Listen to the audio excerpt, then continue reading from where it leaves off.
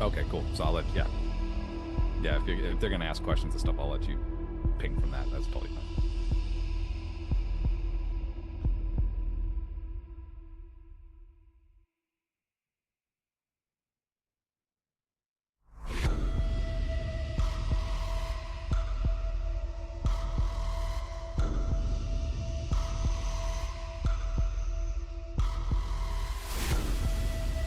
Mm-hmm.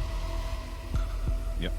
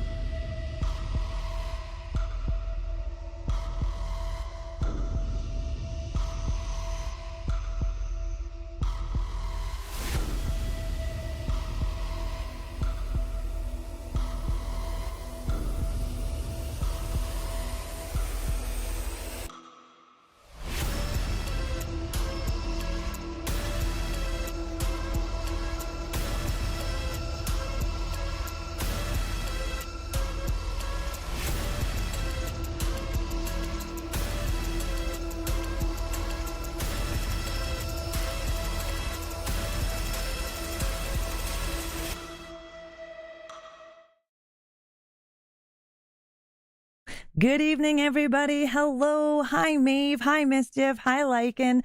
Thank you very much for the channel points. Hi, Tom. Susan Screams from New Jersey. What's shaking? I hope you're doing good. Welcome, everybody. I want to take a moment to introduce you to David Viergutz. This is the horror author.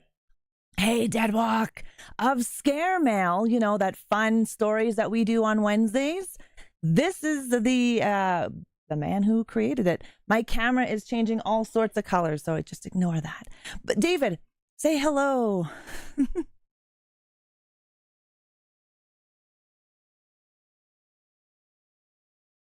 About Scare Mail, and it's just been really kind of fun to watch you and everybody else just play around with this thing that I've made. So, just thank you and thank you for your crowd. You guys are really awesome. Yeah, we have a blast. We, like I said earlier when we were trying to test audio, we have a really good time when we read it. We try to discuss it among ourselves, like in the chat, to kind of see, would you have done that? If this is happening, what would you do? And yeah, it's quite a bit of fun, definitely. Yeah, so chats like that are always like, it always gets me when you're watching spooky stuff. It's that moment you're like, you could end this movie right now just by not going down the shortcut, right? Yeah.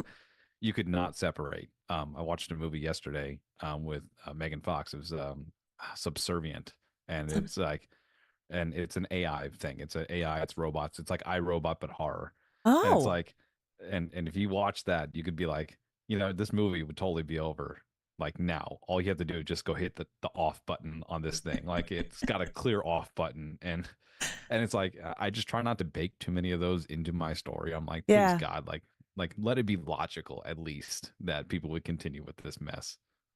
Yeah, well, I'm liking the story so far. We are going to be reading. I just received 5 and 6, I believe, just 5 and 6. So I have a couple saved up. So I want to do a spooky reading for closer to Halloween here, and discuss the story. So I'm excited about that.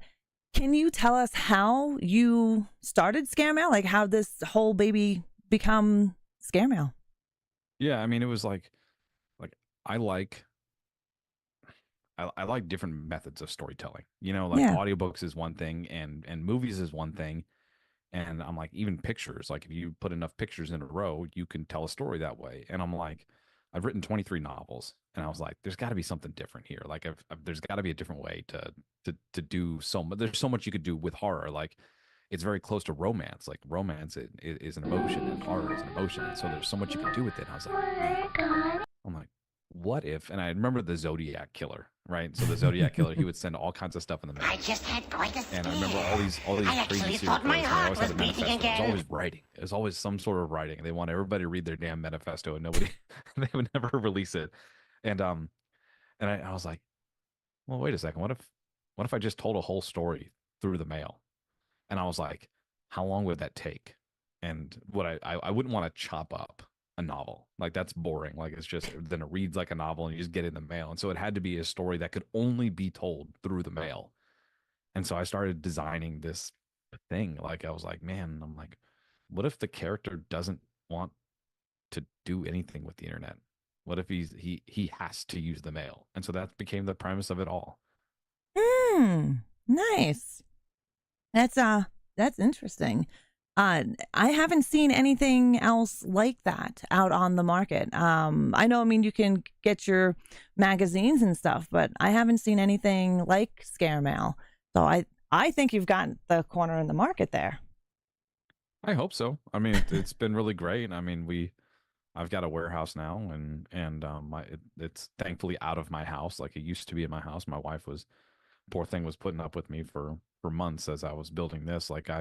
And I was working a full-time job at the time too, and so like you know, I was working 80, 90, 100 hours a week, and it was just brutal, you know. And eventually, I had to pick one or the other: go back to my day job or do this thing. And so it became this thing.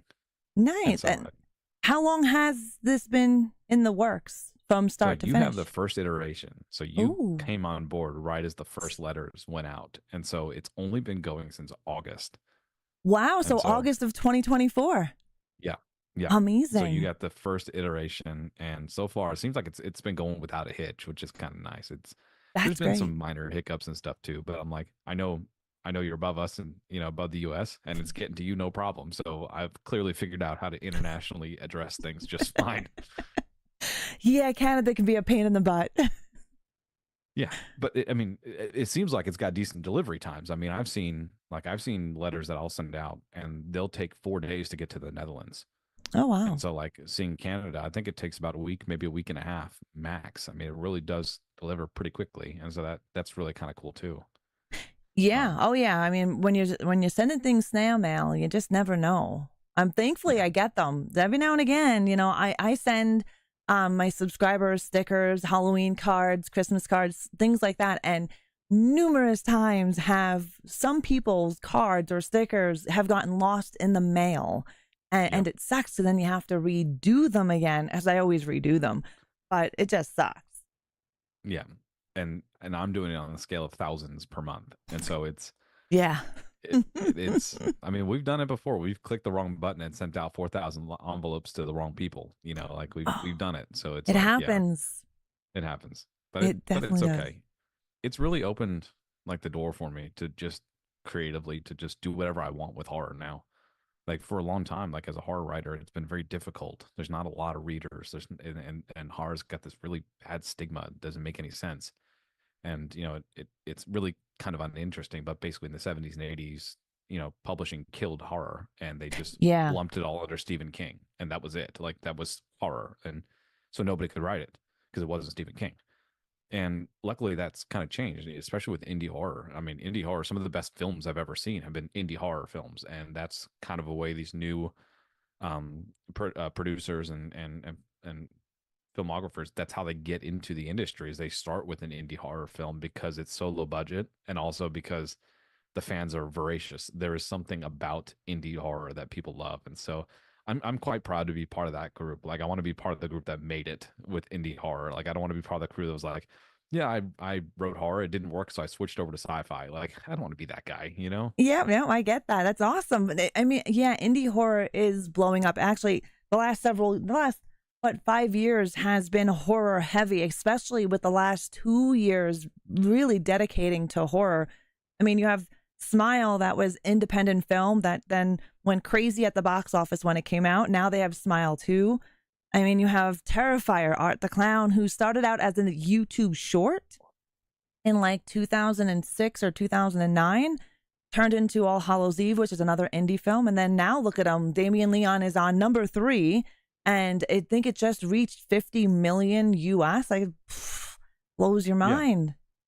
Well, people are ready for another It, you know, but like and when people understand the point of Terrifier is just gratuitous violence for violence sake, just silly, over the top, then they kind of forget the fact that it's like, no, like, if this was actually happening, this would be horrible. Like, it's kind of a joke at this point. Like, it's like Halloween. Halloween's not meant to be taken seriously. It's, you dress up in weird costumes and you go, you know, door to door and you say trick or treat and you get candy. Like, that's not meant to be a serious thing, even though there's kind of a serious, you know, story behind why Halloween came about. Yeah. And so, like, Terrifier's not meant to be that way either. It's meant to be silly and ridiculous, and that's what makes it fun. And people are discovering that horror can be fun, and that's what I think is most important. So, like, the guy, I know the author who wrote the novelizations for Terrifier. His name's Tim Wagner. Yes, I own one of his novelizations.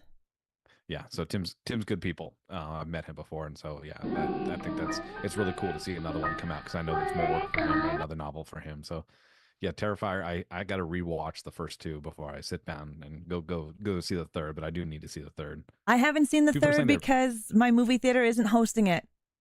People say people are puking. Like, supposedly, is it really that bad? People were passing out. People were puking. I don't know. Okay. Well, now I gotta try. Yeah, well, I've heard it's good. You know, I've heard from a lot of people it's good, and then I've heard from a handful of people it was all right. Personally, I enjoy Terrifier 1. 2 was great. There's things I didn't like about it, but 2 was great. But I still prefer 1 over 2 at the moment. And when I see 3 in November, because I've got to wait for it to come on streaming service. So they're just not showing it in the theater, or choosing not to, or how does it?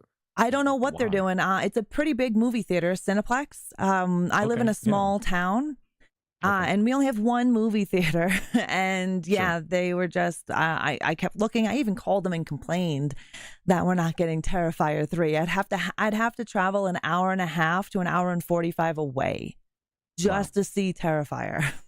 Not happening. And you got to see it in the movie theater. I mean, clearly. I wanted to see it in the movie theater for sure. Like that. I don't go to the movies often because I'd rather watch it in the comfort of my own home. But it's Terrifier. Yeah. So like, I do love movie theater popcorn, but like, that would be something I would look forward to go see the movies. But at this point too, like, when you can go buy a streaming ticket from Amazon for $20 from the comfort of your own home, like the popcorn was. I mean, this is a very serious conversation about the movie theater popcorn. The movie theater popcorn was a big deal for me. And now I found a popcorn. We have something called HEB. You ever heard of an HEB? No. What is that? So I'm in Texas. It's a Texas local, Texas only grocery store chain. And it is like, when people think Texas, they think Buc-ee's and they think HEB. Everybody knows about Buc-ee's. I mean, it's the biggest gas stations on the planet. I mean, it's the size we don't of a strip have mall. They're huge. Buc-ee's? Buc-ee's, yeah. When people think Texas, they think Buc-ee's. So it's, if you get a chance to look it up, it's a gas station the size of a grocery store of a strip mall. It's huge. Huh. Interesting. Yeah. So, anyways, so we have Buc-ee's and we have HEB, and HEB. I can't remember the name. It's named after the guy who created it, but it's locally to Texas, and they came up with this popcorn, and I don't know if it's local. I'll look it up. It's called Jolly Time. But Jolly Time popcorn, and it is I don't know if it's local, but it's it's the only place I can find is at HEB, and I'm a kettle corn fan. Like I've Oh, I got to love have kettle kettle corn. corn. Yeah. And so if you get a chance, try the Jolly Time version of the kettle corn, and it will Gonna change your have life. to. Yeah, I don't know if we have that. I'll have to take a look if we get it here. And Basement Cat, she's like, you can order movie theater popcorn through Skip the Dishes. Yes, you can, but by the time it gets to you, what is Oh, that it's gonna be popcorn gross. gonna be like? Yeah. It's gonna be a soggy, gross mess. And they don't even Yeah. use real butter anymore. I don't know. What is it? I don't know what it is. I don't like movie theater popcorn. I used to. I used to love it back in the day. Not anymore. I don't Probably like the it at same shit all they anymore. make sugar-free gummy bears with. That's just gross. I think it's like a butter wannabe oil is what they use because it saves money. Oh, it just that Yeah, doesn't. no. I remember popcorn from when I used to go to the movie theater. You get the big round buckets and they would fill it up Yep. and you would have Yep. real melted butter. Yeah, Yeah. not anymore. Do you see those commemorative buckets that they did for Alien? Yeah, I seen them. We didn't get any. And then just like the memes and the jokes that came from it, like you know what someone's gonna do with that popcorn that popcorn bucket. The Like, Dune, the Dune yeah, one. oh, it's the Dune one, not the Alien one. I'm sorry, the Dune one, the Dune popcorn bucket. I'm Yeah, sorry. that was pretty risque. Yeah. They knew what they were doing. Somebody in marketing was really clever. Yeah, they were. We did get the popcorn buckets, but we did not in my area, my town. We did not get the Alien ones. People were selling them on eBay for like $300. Really? Well, okay. Yeah, ridiculous. It's melted margarine. Tweedle is saying it's melted margarine. I don't know what it is. It's Margarine, melted okay. grossness because I won't Uh-huh. eat popcorn there for anymore. Yeah. Yeah, it makes It's me sick gross. to my stomach, whatever it is. Mm-hmm. I like the but yeah, speaking of Alien, did you watch Romulus? I The newest loved one? it. Yes. I thought it was pretty good. Yeah. I thought it was pretty good. I think they were either gonna bomb it or they were gonna do like I was expecting one or the other, and I got right in between. Whereas like just good enough, like not really for rewatchability, but I was like, man, this is actually kind of good. Like it's got a lot of the throwbacks, and it's got like the strong female main character with a flamethrower, and I'm like, okay, then you got Sigourney Weaver's voice in the background, and she was kind of talking, and I was like, okay, like yeah, I'm in. Like this is cool, and so I thought they did a okay job. I mean, I need to rewatch it. Yeah, I enjoyed it. I liked all the little Easter eggs that they put in it. Like the Yes. main girl was wearing the same runners that Ripley was wearing in Alien. Yeah. All the little tiny things. They also did a big homage to the Alien Isolation video game. I don't know if you've ever played that game. So I stopped gaming a long time ago, Mhm. and it's not because I didn't like gaming or I just grew out of it. It's because I just found more interest in business stuff, and so I just kind of that became my game. And it's like, but I remember seeing like the isolation game, and this new rise of horror games that were meant to be like headphones on, lights off, door closed, like 2 inches from your screen, and try not to get scared. Like I remember those games Yeah. were coming around. I was like, man, I want to play this game, and I never got to play it, and I don't remember why, but yeah, I remember like, okay, if this is gonna give me the feeling of playing around, like one alien chasing me around the ship, like that's terrifying. Like I want to play that, and so I've seen the gameplay. I know what it's about, but I don't remember the throwback. What was the homage? Like what Just happened? by the way they stylized some of the tunnels, just the different things in the movie that they did. I Okay. haven't actually played the game. It's on my list to play. I don't have a lot of time to play video games. I only play them usually when I stream, and then in my off time I get to play on my own. But Alien is on my list to play. But I was reading about it and how they utilized some of the visuals of the game in the movie. Oh, that's cool. Yeah.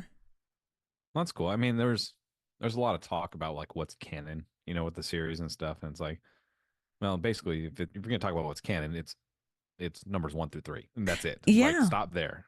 Yeah. And you throw a 4 in there, and it just really throws a mix into it. Like I was trying to watch, have my wife and I sat down to watch Alien 4, and she was like, I don't get it. And I'm like, don't worry, I don't either. Like it's I liked Alien. I liked Prometheus. I enjoyed Prometheus because that's part of the. Then you have like the Alien versus Predator and all of that jazz in there as well. Was that before Covenant? I think Was Prometheus is before Covenant? well, if you want to watch them in movie order, not theatrical release, I believe it is Alien 1, 2, and then Prometheus. I don't remember. There's a list where you would if you want to watch them by theatrical release, you can. But it says best to start this way, and you just watch it as like movie timeline release, not theatrical release. Okay. And if Kratos was here, I would be able to tell you because she's a huge Alien fan. But she's not here at the moment. Yeah, I remember watching that as a kid. As a kid, God, I think that's probably how we all started in horror, right? It was like we ended up watching something we weren't supposed to watch. It just happened to be on TV, and we just happened to be walking past it, and then next thing you know, we're hiding behind the couch to watch it, scared out of our mind. I think that's pretty much most of us. And I remember just seeing this, and I was like, this has got to be the scariest thing I can imagine. Like it wasn't the alien. I think it was the ship. The ship and the space. I'm watching Elon Musk and all the shit that he's messing with now with space and that's how you get the xenomorph rockets. I'm like that. This is how the scary movie starts. Is with a dude who's way too freaking smart and has way too much money, decides to play around with something. Like, yeah. Roth, yes, I know Prometheus takes before Alien, but I couldn't remember the order that you're supposed to watch the Alien franchise in. And I'm not sure when it came in theatrical release. We don't know. I don't remember if it came before Covenant, and it did. So Basement Cat says Prometheus came out in 2012 and then Alien Covenant in 2017. Okay. Well, Prometheus then Covenant. Okay. Talking about watching horror as kids, did you start writing and wanting to be an author as a child, or is that something that you grew into? Yeah. So my story is kind of tragic. It's really oh no, and not really like a cool way either. Like just kind of a shitty way. Like I remember it was like third or fourth grade, and I was writing, and I would write these stories, and I'd of course you're sitting at a little table full of a bunch of kids, and I'd write these stories, and I'd pass it to the kid to my right, and they tell me how great it was, and then I would run to the library in between classes and type up my paragraph that I'd written in that class, and save it onto a floppy disk, because that was what we had instead of flash drives. And if people don't know what a floppy disk is, look one up and you'll understand. Anyways, and so like I could only save like one word file on that floppy disk, so I'd have to very quickly type as quick as I could. And anyway, so that's how I started writing. Was like, oh man, it'd be really cool to like have my name on a book, because I used to just read and read and read, and I was like, I would love to see my name on a cover, and I'd imagine all these stories I would write. And I'm pretty sure that's how most people start. They love books, and so they start with books, and then they start writing. And I remember I was in this class, and it was there was a short story contest, and the teacher's daughter was also in the contest, and her and I got to head to head, and I lost to the teacher's daughter, and the teacher told me, I said, hey, so I don't think this is fair. Can we have another judge? That's your daughter. And she looked at me and she said, you have to be born with talent. And I was like, and so I stopped writing.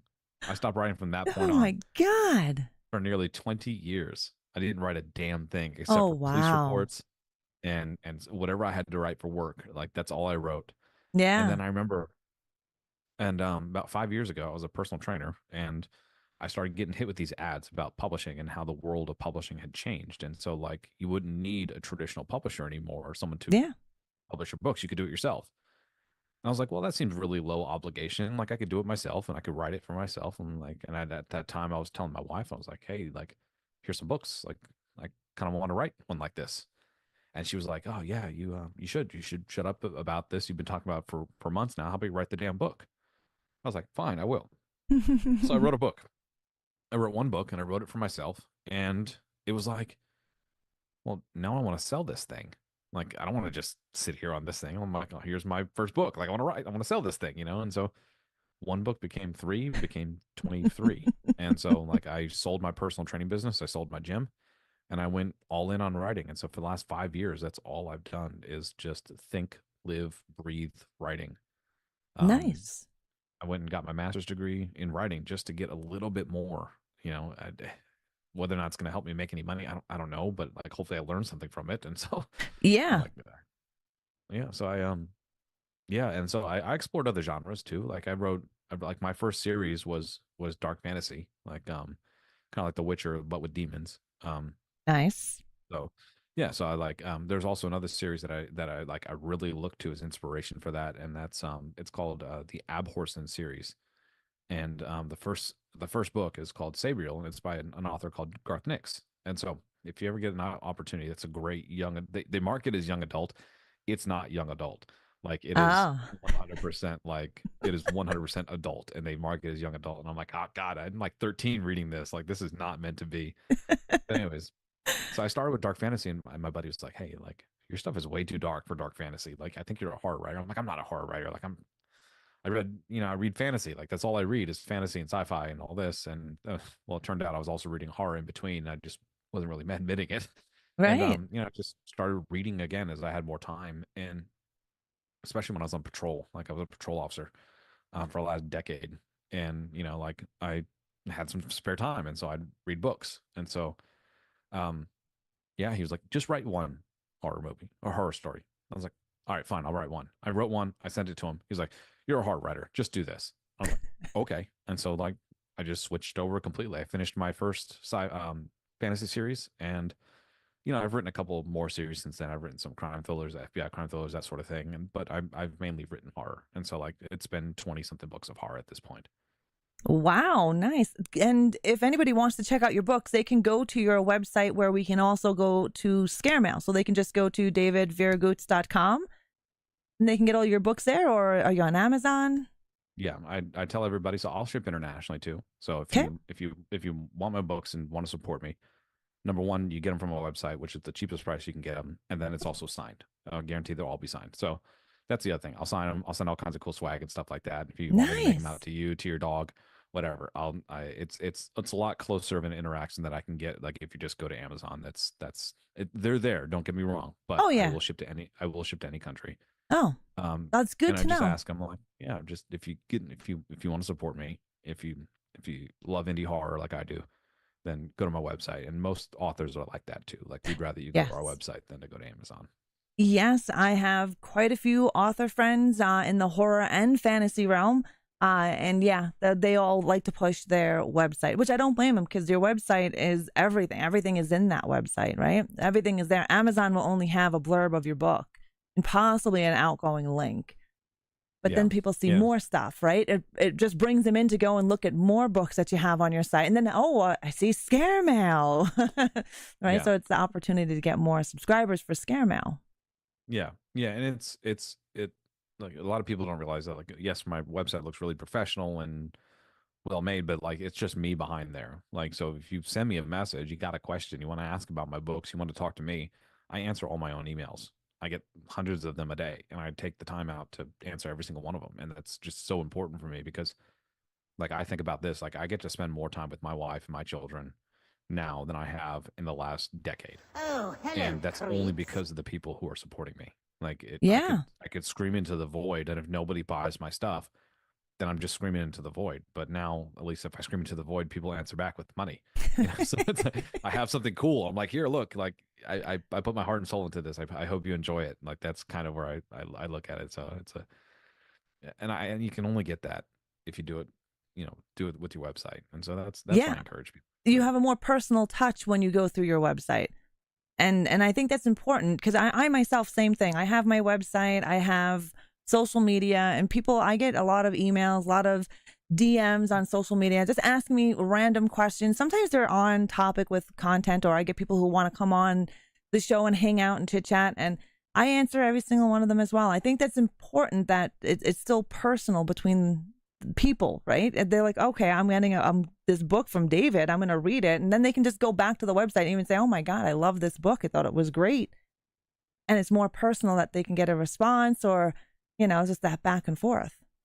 Yeah, and that's kind of it's kind of like the point of Scare Mail. Like it was, part of it as well is like if you come on a Scare Mail, you also get access to our pen pal service, where the only gatekeeper is that you've bought Scare Mail. And so when you come on, all we ask is like, hey, just put in your order number and we will partner you up with somebody else who bought Scare Mail, who believes the same things we do, who loves the things that we do, who loves in the idea of traditional mail and loves the idea of a digital detox and just like getting away from all the constant data. Like this type of stuff, podcasting and live streaming, the reason we do this is because we crave human interaction, and Yeah. this is a good way to do it. Like I wouldn't, it would be very difficult for me to come sit in your living room in Yeah. Canada.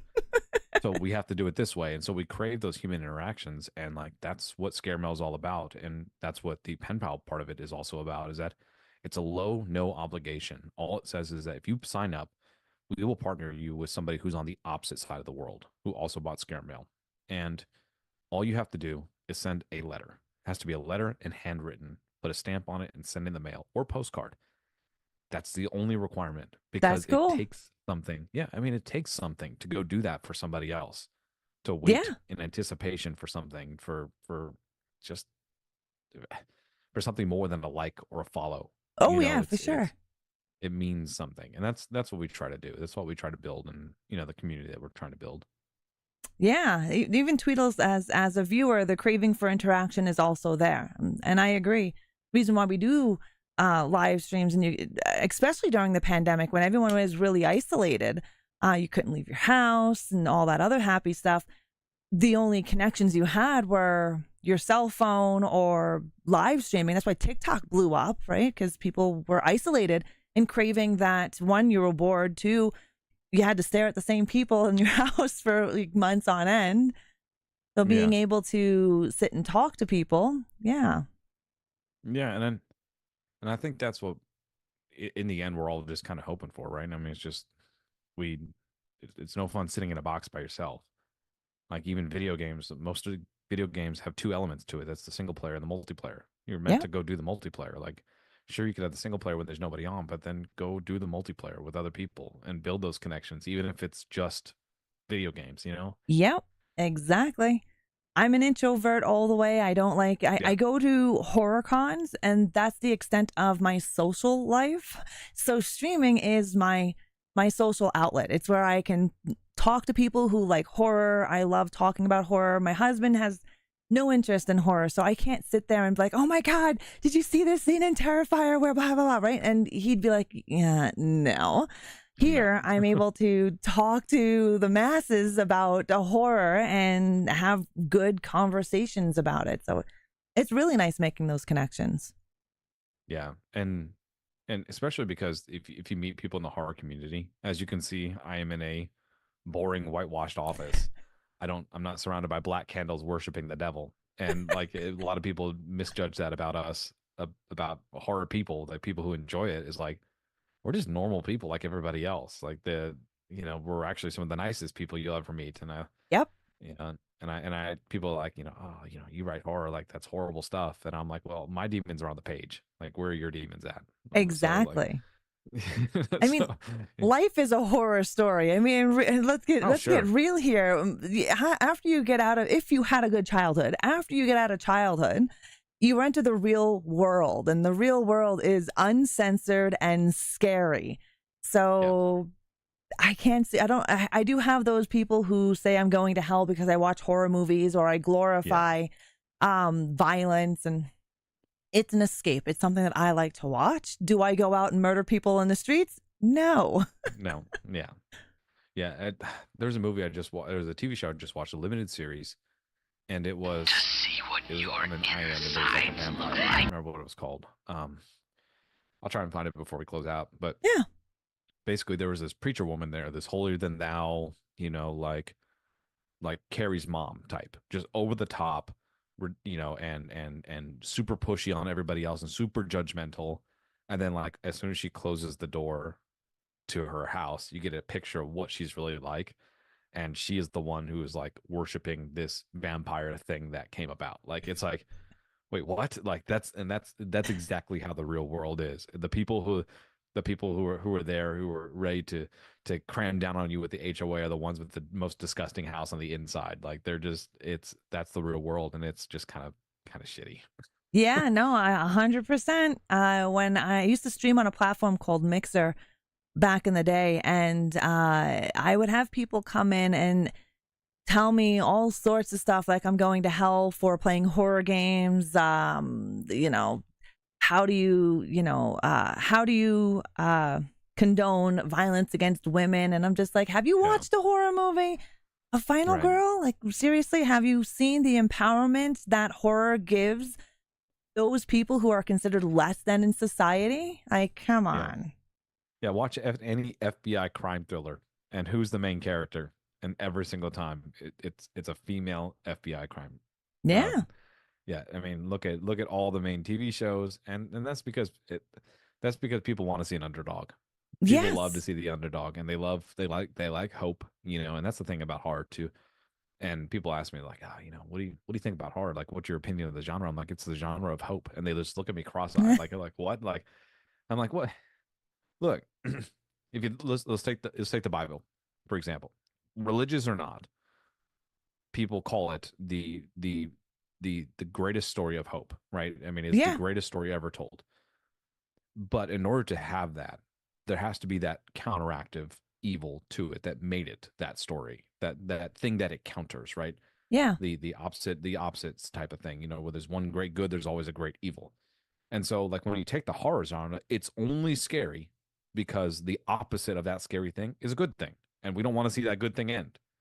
And so you're like, it kind of twist your mind. Like you only see the scary thing. Like you only focus on the scary thing. I focus on the fact that like life was good before the scary thing happened. Like if you ever seen a movie, it's called You're Next. That's a perfect example. Yes, I've seen Your Next. That's a good movie. Yeah. Especially if you like the Final Girl and all that stuff. Like it's The Final it's a Girl, great movie. I loved Final Girls, but then I'm slowly getting bored of Final Girls because every movie has a Final Girl or a Final Boy. So right now I Yeah. love movies that have no final people at all. Yeah, where everyone's a loser. Yes. Exactly.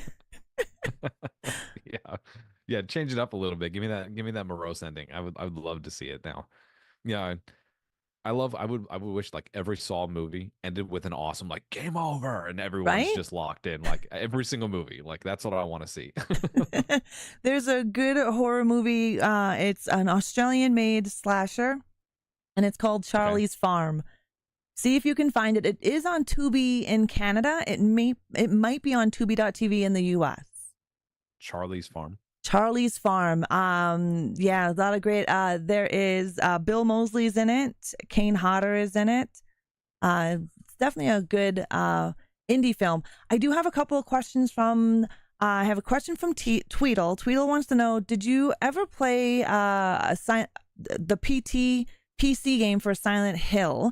And Dead End saying it's a Konami Kojima would be Silent Hill demo. Have you tried? Like Silent Hill's an old game that just got remade. So no, big fan of the series and big fan of like the movie. So like Yeah. I love the lore. I love all of it. My gaming was pretty minor. Like I played just a handful of games. I was big on World of Warcraft for a while, so the MMOs. Yep. But then I was mostly in like my main solo gaming was basically just Dead Space, like anything Dead Space. Yeah. And so like I would look for that type of game. And so like there's a game called Penumbra, and then there's I wanted Alien Isolation, never got to it. And the other thing is too is like I always ended up like with really really poor man computers, and so I could never play stuff that was like really really extensive. Yeah. Like I remember one time I bought this game, it was like Far Cry 4 or whatever, because that was the latest thing, and like my computer wouldn't even load it up, and I was like, well, I guess I'm going back to low graphics mode on RuneScape. Like like this isn't happening.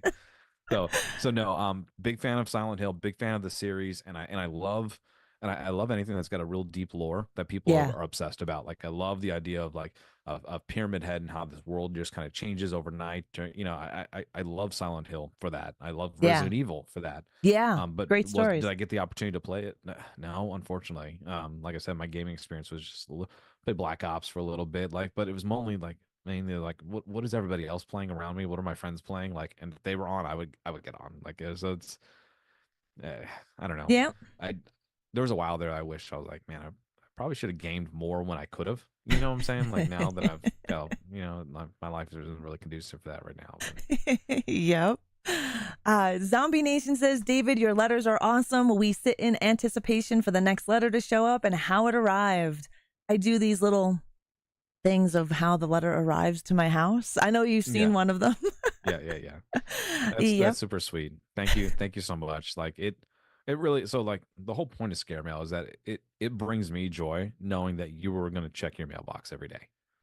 Yep. Like even like after the first letter, I guarantee like there are people who are still checking their mailbox, even though the first letter's already come and you still got 2 weeks for the next one. You're still going out there to check it every day, and that brings me a lot of joy, because for a while there was no text messages, there was no emails. It was, did Grandma send me a letter? Is Yep. there $5? Is there $5 for my birthday? Like and that means something. That's more than just Amazon. Like if you buy something from Amazon, you get a text message a minute later, and they're like, "We're in your living room," and it's like, Yeah. like there's no anticipation. It's basically fulfilling a need. You're like, I need this thing right now, and so Amazon's like, "Here, we got it right now." Versus something like a letter, where it's like, man, it'd be really cool to hear from my friend, for him to just write something for me, Yep. say he was thinking about me. And so that's what I've gotten used to. I think my family's gotten used to it now too, because I send a lot of letters. Like I'm writing Yeah. people letters all the time now, because I'm just like, I love the idea that one day they're gonna pop open their mailbox expecting a bill and end up with a letter, and it's just Yeah. gonna be something letting them know I was thinking about you, And so That's that's a awesome. lot of yeah. It is. It's great because I know in my mailbox all I get is flyers and bills, and I hate all of it.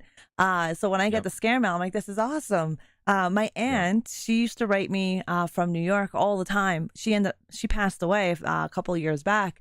But yeah, you miss that snail mail. I mean, yeah, it's easy. We can call each other and Facebook, but she used to hand write out letters all the time and tell stories in those letters. And Yeah, yeah, it's something different. I don't know what it is, but I think it's because it requires more of an effort. It's like when somebody makes a gift for you versus buys you a gift. I think that's yeah. probably, I think it's got to be the feeling. I don't know what else it could be, but in my mind, I think it's got to be the feeling.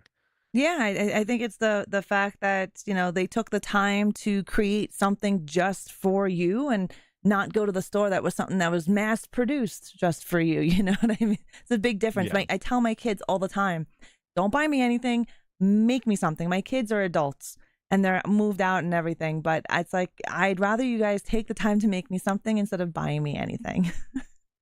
Yeah, and I mean the thing is too is I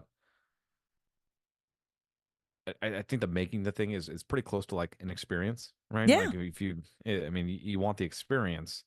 It's like when people go to concerts. I see these videos of people at concerts, and they're not even watching the concert. They're just recording and they're watching through their phone. And it's like you didn't even take the time to move the phone out here so you could enjoy what you're watching. You're more concerned about getting the video for later so you could share it on TikTok and Instagram. Like you're Yep. not even there in the moment. And it's like for a while there, the internet was nothing but cat videos. And then it became, from cat videos, it became food eating videos or pictures of your food on Instagram. Like that was a thing. And so I love those videos of people just like they're about to take some fancy photo of the food. Look at me, I'm eating a $50 piece of cake or something. And then like somebody smashes it and it's like it came out of nowhere and it's like it's like that to me that's what the internet is. Like it's nothing now but the best version of yourself. And unfortunately, like when you record a video like that, you don't get to really be there in the moment. And No, you're I not think in the that's missing moment. in life. You're Yeah. too busy and focused. Instead of enjoying the moment, you're too busy and focusing to see if you got the right shot in your phone, and then you're worried about posting it and uploading it. And it's just like you missed out on so much because your face is behind a screen. Yeah. Basement Cat Yeah. I says try she to. loves scare mail as well. Oh, excellent. Is it Basement Cat? Is that her name? Yep, Basement Cat. Okay. I was like, I thought that's what you were saying, but I was just checking. I was like, okay, maybe. Yep, Oh, that's her cool. online handle. Very cool. Tweedle says that his father is like that. He dislikes having wasted money on him for a gift. So Tweedle learned to cook so he can cook his father meals. That's awesome. That's Yeah. absolutely awesome. I learned I taught myself leatherworking. Like Oh that's all wow. like yeah, so like I was having a bad night on patrol and I'll tell you that like so here's the thing about police officers. we get really good at being vigilant when people are normally not vigilant. And so if you are vigilant when people are not, you will catch things that most people don't catch. And so like I've been asked like have I seen anything scary like while on the road? I'm like, yes, absolutely. And I'm like I've seen plenty of scary things. And like one night it was a particularly scary night because I had just seen something. I remember I was like, I need to keep my mind occupied. And so I was out on I was on the stretch of highway. My lights are turned off. I'm just waiting to see if anybody comes from like 10 miles. I always worked out in the rural. I worked in the middle of nowhere. So there's Oh, nobody. Yeah, yeah. So like it would be me and the bad guys, and that was it. Like out in the middle of nowhere. And I remember I was like, I need a hobby. Like that's a really bad place to be in. Is like I need a hobby. Like if you've ever been at the cusp, like think about the last time you picked up a hobby. Like you're like, I'm not doing anything right now. Maybe I should do something. And I'm like, I need a hobby. And you start exploring the YouTube rabbit hole of hobbies that people are doing. yep. And you're like, so I'm sitting there. I'm like, maybe I need to do jewelry. Like that doesn't cost a whole lot of money. I can make my own jewelry. That seems kind of cool. And then I could give that away. And I've got no Yep. artistic design. So I was like, okay, so that didn't work. And then like I was like, okay, maybe woodworking. People are doing stuff with wood. And I'm like, that seems kind of cool. Like I could make furniture and do stuff. And I was like looking at the piece of cherry wood. And I was like, if I fuck this up and I ruin it, it's gonna cost me so much money. Like I'm gonna get so angry. Like I'm not even gonna get past the phase where I'm bad and I'm just okay. I'm just gonna be bad forever because I'm like, I'm gonna ruin one piece of wood. I'm gonna be too terrified to work on it because of how expensive it is. And then you have all the machinery that you've got to buy too. And Yeah. I'm like, all right, so okay, so maybe something like really manly. I'll do metalworking. I'll like make swords or something. And I was like, I lived in a residential area too, so like on a golf course with a bunch of like retired people. Yeah. And so the idea of like getting a hammer and anvil in my garage and just like beating on this thing for for all hours, I was like, this isn't happening. Like this isn't gonna Yeah. fly at all. And so the answer was like, okay. So I picked up leatherworking, and now I get to make like really cool stuff like for my family. Like the long story is, I Nice. guess I just went around the bush, but like I can make stuff now. I can make wallets and purses and bags and belts and like just useful stuff, and that's really cool because I got to learn it from YouTube. So Yeah. Creeps. That's awesome. yeah, sorry, it's a long-winded version of saying I make stuff. Yeah, no. We like detail. We like detail, and you're an author, so naturally you're just going to put more detail in. Yeah. Tweedle says, "Does David have a YouTube or something to watch him leatherwork?" No, I'm not that good. I will never let anybody watch me do it. And so like for a long time, like Twitter, like I didn't want to charge anything for my leather work. Like I've never like if people are like, hey, can you make me something? I'm like, yeah, I'll make it for you. And they're like, wait, what? And I was like, yeah, it's a gift. Like that's what I do. Like I want to be able to give cool gifts to people. And so like that was like I just made the determination from the very beginning. I was not going to be. Hold on, I'm sorry. My doorbell's ringing downstairs. Just give me one second. Go I'll be for right it. back. Go for it. I can entertain. How are we doing tonight, guys? I know it's not our normal stream where I get to sit and do our tarot cards. But I hope you all are doing well. How you doing, Zach? I fixed I don't like my lighting again, but I don't know how it looks to you guys. I don't know if it looks good. I know my friggin' skin color constantly changes depending on what the light is doing. Here I want to be in Deacon Bass. What's up, monkey? Please. I want Deacon I did not order a pizza. Oh, you did not? It was a pizza. Welcome to my world. She said I ordered a pizza. I didn't order a pizza. Oh, yeah, strange pizza at the door. Yeah. I had Skip the Dishes deliver wrong people's food to me before. Would have skipped the dishes. Skip the Dishes is a food delivery company. You can put an order in on their website to any restaurant or gas station that they're associated with, and they'll bring it to your door. I've received a couple of people's McDonald's orders at my front door. So it was like a Uber Eats, I guess? Yeah, basically Uber Eats, but it's called Skip the Dishes. I think we just got Uber Eats here in Canada, or my area okay. at least. Okay, so it might be a Canadian thing. Okay. It might be. Any of you in the States, do you guys have skip the dishes? Or is it just the Canadian thing? Is that a Canadian? I don't know. I just assumed it was a worldwide thing. Yeah. Yeah, I walked away for a second. I was thinking there's a video game that I remember that really got me into like horror video games, and it was it's called Amnesia: The Dark Descent. Have you heard of I it? know Amnesia. Yeah. So like if you ever get an opportunity to stream that one, like especially if it's been a while, like I haven't that played it in a one while. that one and Outlast. Those are two great options because you Outlast. cannot fight. You can't fight. There's no fighting. It's just survival, and it's horrifying because of that. So Yep.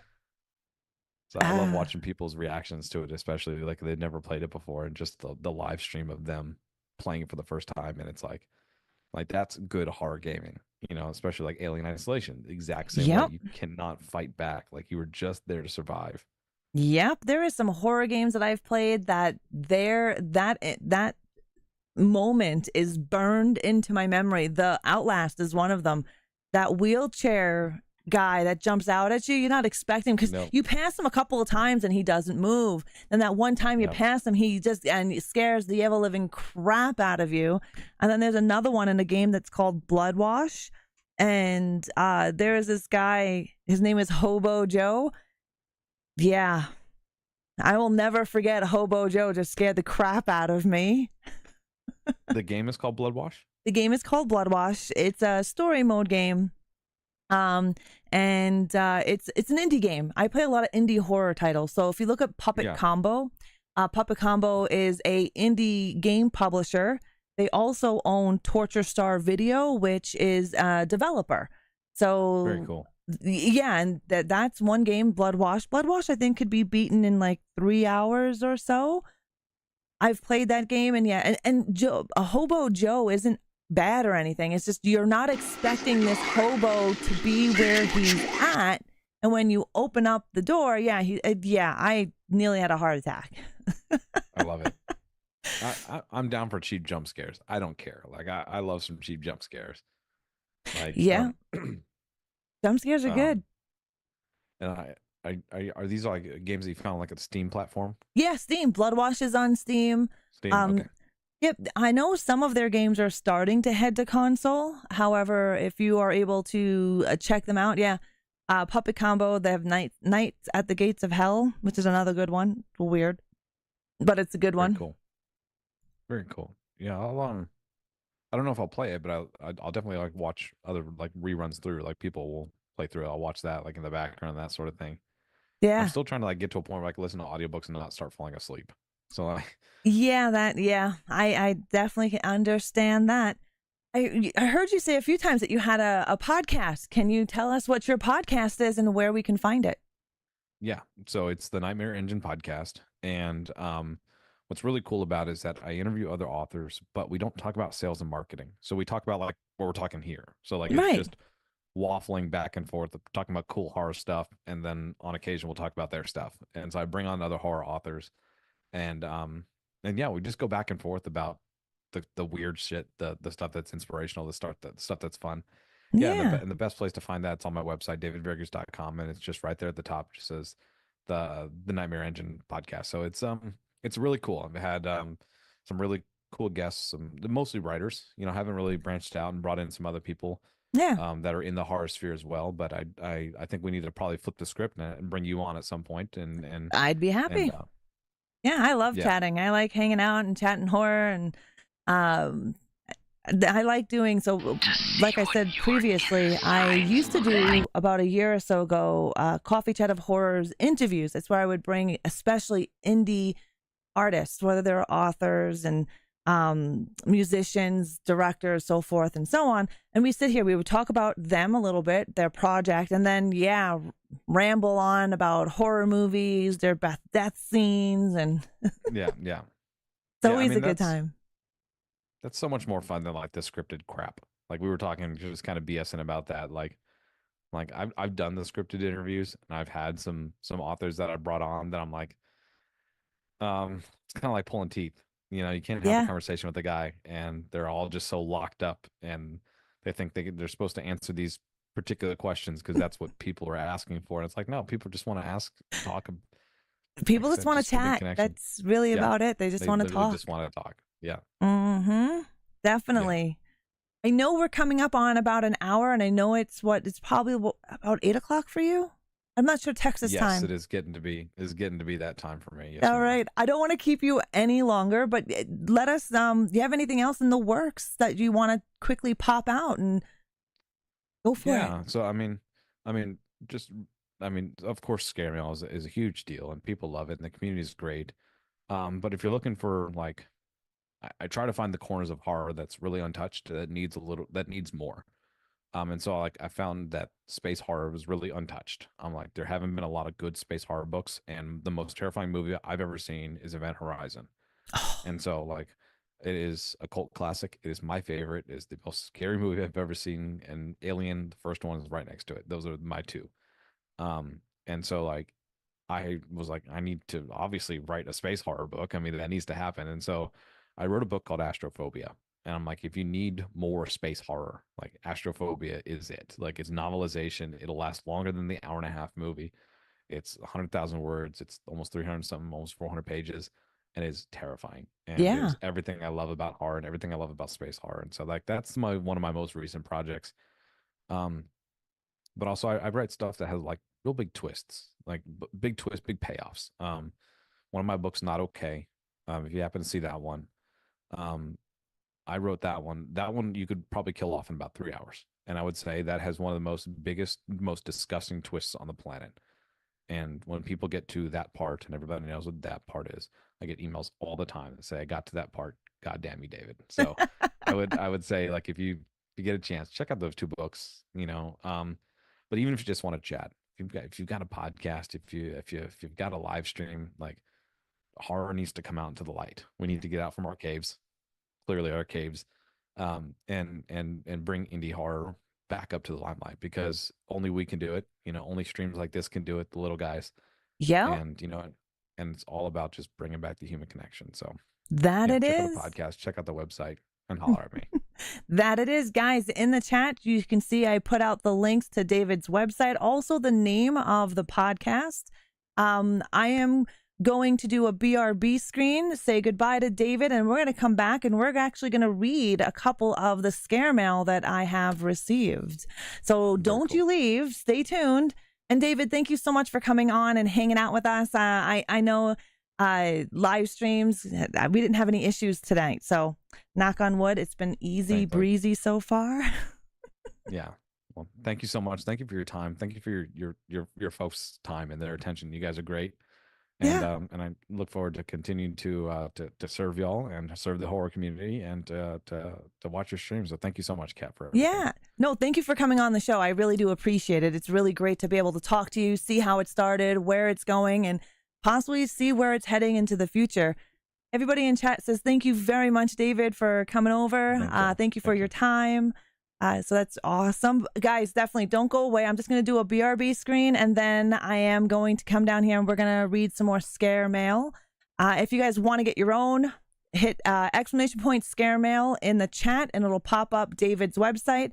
Make sure you check out the website as well for all the social media, Instagram, Facebook, Twitter, etc. if you want to catch up with him. All right, guys. Take care. Bye. Hello there. For those of you who don't know me, I am the Llama Mama from Hell. And if I am here, that means ReAnimateHer is off somewhere, probably pooping somewhere. Anyways, she created a reel to entertain you while she will be on a BRB. I hope you enjoy. Shh, don't tell her I told you guys she was pooping somewhere. She'll really shove me in a bottle and throw me away. Fuck you piece of fucking hobo Joe bullshit! Fuck this guy! Fuck you, bitch! Touch the dirty beaver. I touched the dirty beaver. Joy Toy, good morning.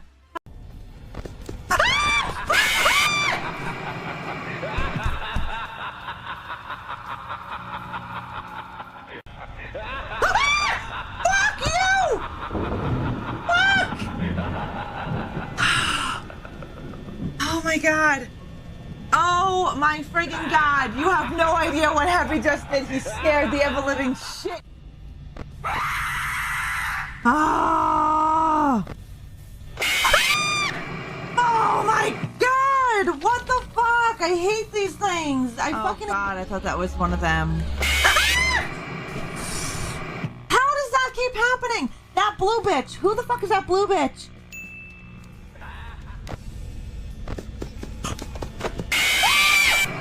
I knew it was coming. I fucking knew it was coming, and I seen him, and I couldn't get out of that screen. Okay. Fuck! Fuck, fuck, fuck! Sorry. Die, you son of a bitch. Alright, I'm gonna try to find a med kit. Oh, fuck you!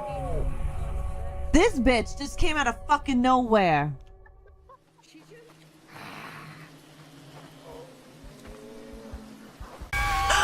Fuck you, you twat! Gifted you a sub. Fuck you, twat, you fucking dirty bitch. The kids' room. She got me again. I got demons all around me. Ah! Fuck you! Fuck you! Fuck you! She got me. Out of fucking nowhere. Stairs to the upstairs. Oh shit! What the fuck? Jesus fucking Christ, nuclear. Shit! She's right there. What about these other rooms? Oh shit! What? Oh, that was my goddamn shadow. Fuck. Where I found my goat before I got grabbed. Ah! Fuck you! I'm down. You don't die in the game. Shit! Shit! Oh! Motherfucker! I'm down. For sure. I've got to contact Miss OEF because she was saying that she can tell me a place. Oh! Burn, bitch, burn is right. GG's. GG's, guys. Welcome back, guys. Hello. Thank you for hanging out. Oh, I see we have an ad in progress. I see my camera seems like it's too dark. I don't know. Oh, Loki wants to come down now. All right, how are we? Welcome, guys. Welcome. I don't know what makes this different. Damn it.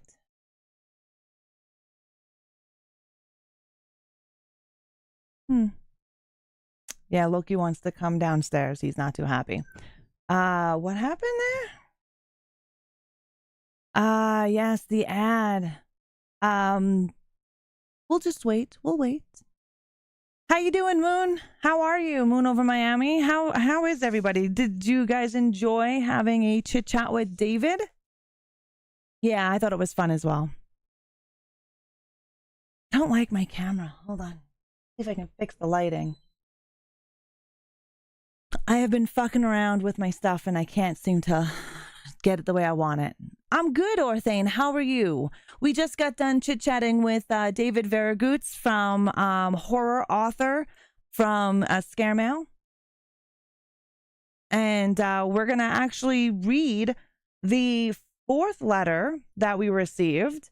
And I'm just waiting for 5 and 6 to be dropped off by whoever, messenger bats or whatever. But before we dive into our 4th letter, I'm going to give a recap of our 3rd letter. And in our 3rd letter, it's basically Michael telling David that he was in the office and some crazy shit was going on, and that the printer just started printing out this Michael Miller, and all different kinds of words. Oof. Bright light, bright light. So that's where we're at is he's in the office. Crazy stuff starts happening. He's hearing things. The printer is going nuts. The computer isn't even plugged in. And this stuff is spewing out of the printer.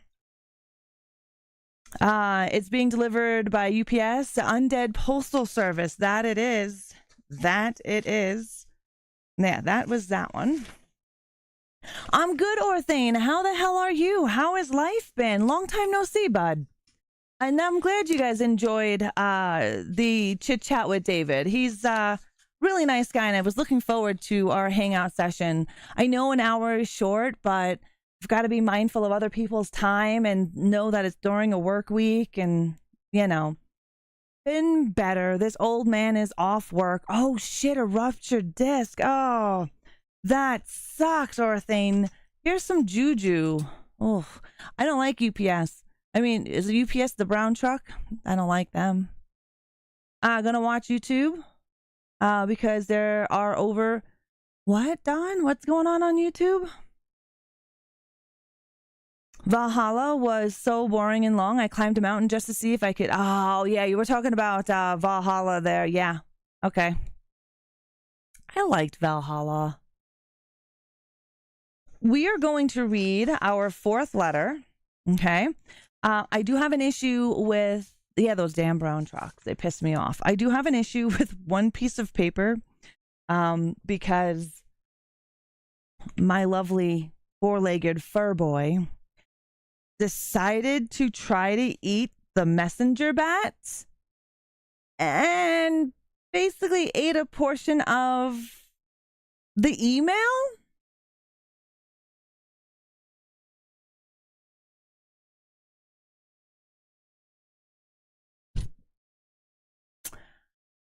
So we have a portion of scare mail that we're gonna, it's not the actual letter, it's just the email that this Keith guy sent. Keith, this unknown sender sent to Keith. There's only a small portion missing, but yeah. I love you, Mom. I got the mail, basically. I'm on Twitch. 3 more ads over me, but it doesn't matter. So unfortunately, I have no control over the ads. However, the ads do give me an income. So every ad that you see, whether it's on YouTube or here on Twitch, I do make money from. So unfortunately, I have no control over the Twitch ones. I do have control over the YouTube ones. But yeah, look at those perfect bite marks through. I know. Like, seriously, the dog ate my homework. I was so unimpressed. So unimpressed when when I grabbed it from him. I'm like running through the backyard. Don't touch it. Look at he did perfect bite marks, man. Perfect. It's like a snowflake's cut out. Exactly. I was so not happy. So not happy. All right, let's get into our letter. This one, again, is from Michael. And it says, "Hello, David. What is that expression? Desperate times? Desperate measures?" I'll start this letter off with an apology. I don't mean to offload my burdens onto you, but it's hard not to talk about the things that are bothering me, especially when they're all so consuming. Other people might have issues that are temporary, fleeting, while whatever this affliction is that I'm suffering from, whether it's in my head or otherwise, it's a constant as my shadow. And I'm not saying that lightly, David. I constantly finding new things that sink me deeper into the proverbial. A few days after the incident with the printer, things continue to spiral downhill. I was called into the head curator's office. This is my boss's boss. While I can usually work independently, the museum still employs a chain of command, and so any appearance by the executives is never a good thing. Just like the mail, no good can come from it. The head curator at Walters is a man by the name of Sam Blevins. He's half my age, sprightly, and a real go-getter who doesn't match the vibe of the dusty books and chipped ceramic vases he surrounds himself with. He ambushed me in my office a few days later, as corporate had received complaints about my inability or unwillingness to answer emails and instructions I discovered my assistant hadn't been following. Instead, she reported my supposed instability to Sam and wrote me up. The meeting was cordial, as I could expect. Sam explained that he requested security pull footage from the cameras, giving evidence of the behavior he described as erratic. Oh, my Lord. Hi, Joinsa. How are you? Welcome to my world. That's my issue. I'm always in my head. If not distracted by others, it hounds me. Yeah. So Michael was in his office acting erratic, and the printer was going off and printing this crazy stuff. The computer was unplugged. We know Michael has already had a breakdown and no longer uses cell phones, printers, anything that is digital. He's got rid of it. So security pulled footage from the cameras showing evidence, and they describe it as erratic, constantly looking over your shoulder, staring into dark corners for several minutes at a time, obsessively disconnecting power cables to office hardware, sleeping in the warehouse and staying past close without logging overtime. I couldn't focus on what Sam was reading off to me. His laptop was reflected in his glasses, and I saw something there. He read Dottie's write-up, but the image reflected in his glasses was the same top color of scared.me. As he read, I felt my heart pounding against my rib cage, threatening to burst from it like that movie with Sigourney Weaver. My blood pressure skyrocketed and my face grew hot. I didn't wait for Sam to finish. His voice faded into the background, and the rest of my vision became blurred as the shadows in the corner of the dingy office elongated and stretched upward along the wall. Sam continued speaking for what could have been like another 30 minutes, maybe more, and shaking his head, told me I was free to go. I remember blinking and feeling cool sweat creeping down my face as I left his kangaroo court. I went home sometime later with sort of a manic, excitable energy. I hopped from the glowing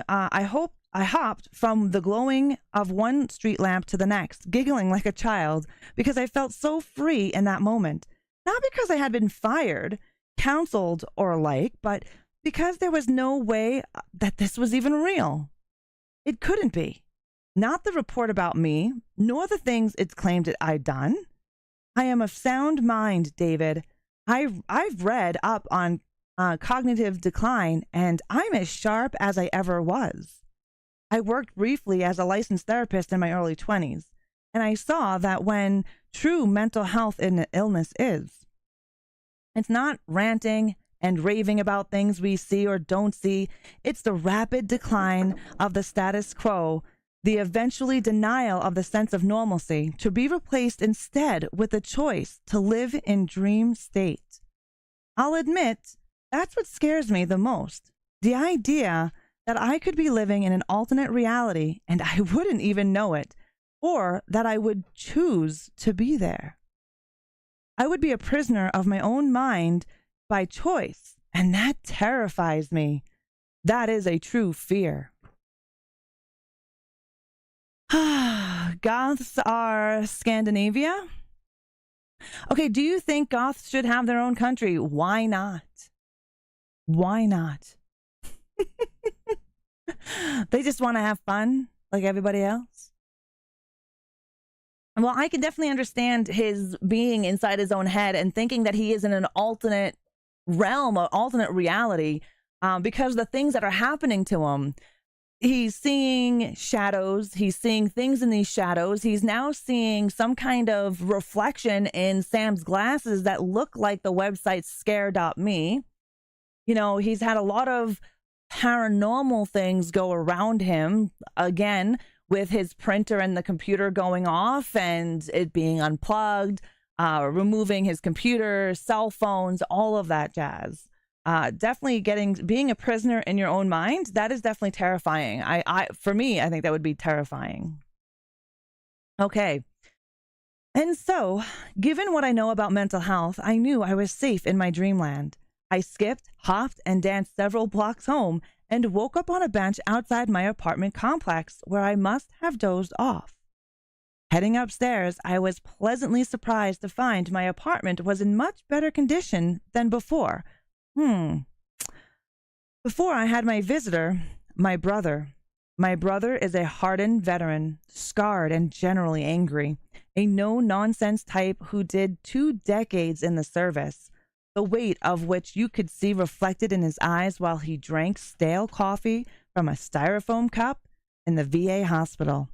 I remember him telling me, some do more, some do less, I did 20. Grenada, Somalia, Kosovo, those were the places he talked about, but I'm sure there were more.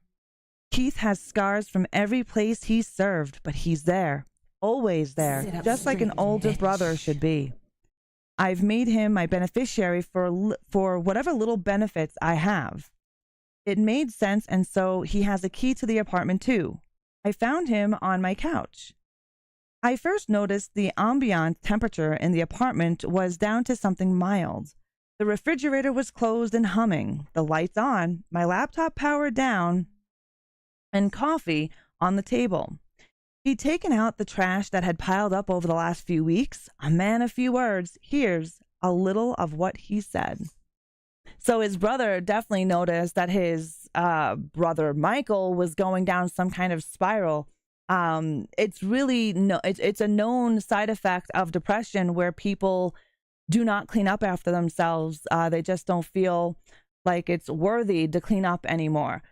So we do know Michael was going through some bouts of depression and paranoia from the previous letters, and he did. His trash stockpiled.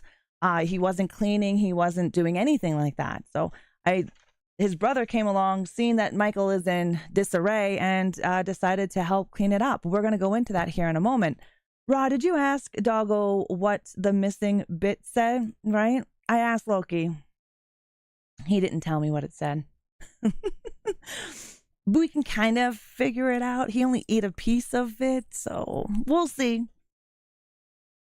Okay, so this is how you've been living, Mikey. Shit. No wonder you didn't make my calls. Phone's dead. I lied. It was turned off. Same thing with your electric bill and your water too. I went looking for you. Turns out your landlord has been too. I paid off what you owe to get your utilities turned back on at least. You didn't need to do that. I was worried about you. I glanced at my laptop. The blinking red light on the laptop said it was charging. It might as well have been a sleeping beast waking up starving. I felt like I was in the presence of a minotaur with no choice but to run aimlessly through the labyrinth to escape it. And that damn power cable might as well have been a snake slithering across the floor, ready to inject its poison. This was in your mail, Mikey. There's a few of them. Keith handed me a stack of envelopes, all addressed from Blue Bonnet Psychiatry, the local mental health authority. They've been trying to reach you. Something going on? I didn't have an answer. I didn't remember reaching out to Blue Bonnet, but I guess they probably have some sort of tie-in to the police department. I put the stack down on the coffee table, unopened, and shrugged. Keith didn't press me on it, but his damn eyes said more than I knew my brother ever would. We made small talk for an hour or so, but Keith got up to leave. It was good to see him, especially after listening to Blevins harping on his corporate mouthpiece. What? Tweedle! Tweedle, thank you so very much for re-sacrificing your soul for 11 months. Mwah. Thank you, thank you. I also wanted to save this after the interview out of respect, but it's now been 11 months. Yes. Tweedle, thank you very, very much. And I appreciate you holding it. I do. I appreciate it.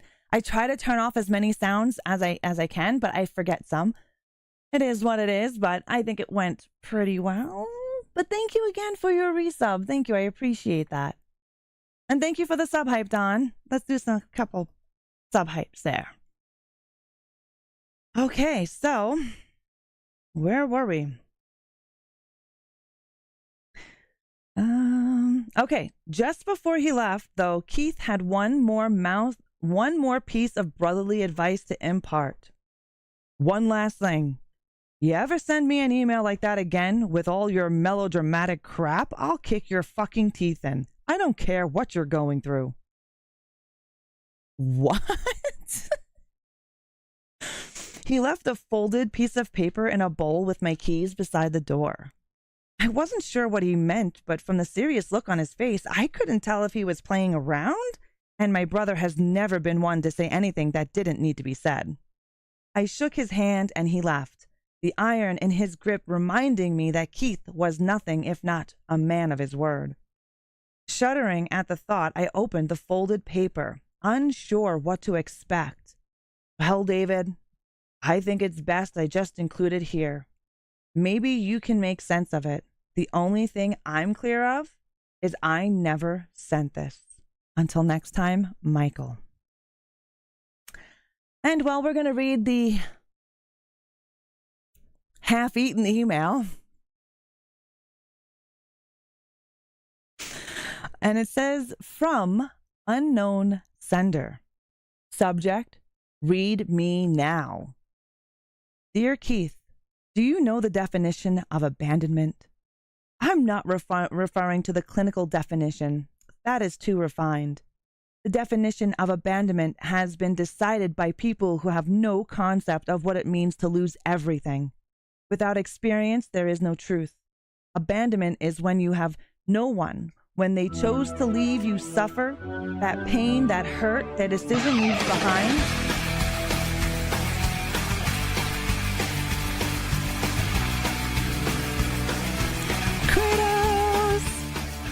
What's shaking? You had to run up to Home Depot, bags of leaves. Oh, 8 Home Depot bags of leaves. Ooh, yeah, leaves suck. I don't have any trees, so I don't have any leaves, so that's beautiful.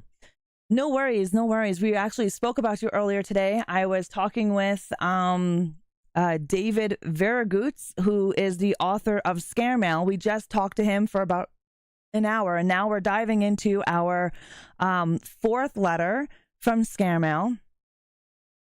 Yeah, you guys have massive old city trees out front. That's nice. I just don't. I mean, I love trees, but we don't have any here. I'm kind of happy, right? The letter did sound a little bit threatening. And I was just telling everybody that I'm only going to be able to read a portion of this email because Loki ate the messenger. Yeah, so you know how sometimes we have like thing drop off the mail for Scare Mail or messenger bat, you know? This time, yeah, the messenger was coming by to drop the mail off, and Loki was outside at the time, and he decided that he was hungry and kind of ate the messenger, and at the same time kind of did this, you know, literally ate my homework. Thankfully, the actual letter wasn't touched, but he ate the envelope. Yeah. Okay. I feel bad for the messenger. You know? Wait, Ra has no trees? I live in a development. The only trees are in the alley and in the park. So in developments, they remove all trees. There is no trees in my development unless you go to the park or in the alley. Hi, Stormy. How are you? I am fabulous. Doing pretty good. We're reading our Scare Mail. We just sat down a little while ago to sit down with the author of Scare Mail, David Viergutz. Well, I was just saying, you know, we're in a development that has no trees. It is blasphemous. I agree. It is blasphemous. Okay, so let's get back to this email. How are you doing, Stormy? So I can read this part. It's been weeks now since we've talked, months since you last visited, which leads me to assume you have abandoned me. I am hurting, crying, screaming for help, and you stand by and do nothing. The eaten part that I can't read. I see now that this is not the case. I have sent letters with no response, emails that have bounced back. I have no other way of reaching you. All I have is my laptop, where you can see my bills and what remains in my account. I leave behind a legacy of debt. I'm utterly alone. Don't worry, brother. I made it easy for you. I've bookmarked everything for you to see. I encourage you to poke, prod, and see where it takes you. I'm hoping that when you do, you'll find the same pit I'm in now. Come and see. Maybe then you'll see if you're actually afraid of something. For once, I am free. For once, there is nothing that can scare me. Goodbye, Keith. So this is a letter that Keith received via email from Michael's laptop that Michael did not write. That's kind of creepy. Is that polyester as emoji? Where? Which one?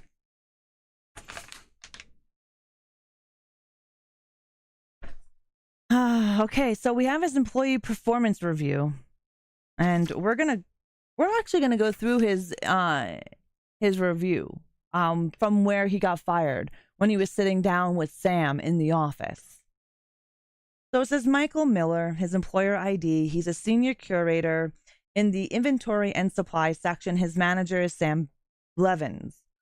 His job knowledge is good. His work quality is satisfactory. His attendance and punctuality is fair. Initiative is fair. His communication is poor. His listening skills are fair, and his dependability is poor, as well as his customer service is poor. It says here in the evaluation, Michael Miller has been a curator at the Walters Art Museum in Baltimore for approximately 6 years. Michael has been an exceptional employee, demonstrating a willingness to share his vast knowledge of thoroughly researched material and artifacts with our visitors. As of late, though, this does not appear to be a reoccurring trend, and his quality of work has lapsed in several performance areas. Michael has been spoken to about several unsatisfactory performance issues arising from his extended unpaid evenings spent in the museum, his erratic behavior towards our visitors, which including screaming nonsense at them and then running away in tears. It has been brought to our attention that Michael has been sleeping in the stacks. These are the archives in the back of the warehouse.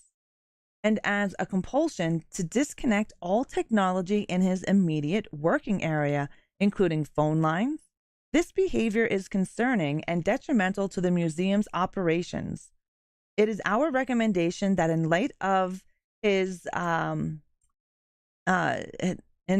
this, to adversely affect our visitor experience and the unacceptable level of health and safety risk incurred by his inclination to disconnect technology across the museum estate, Michael Miller be terminated immediately.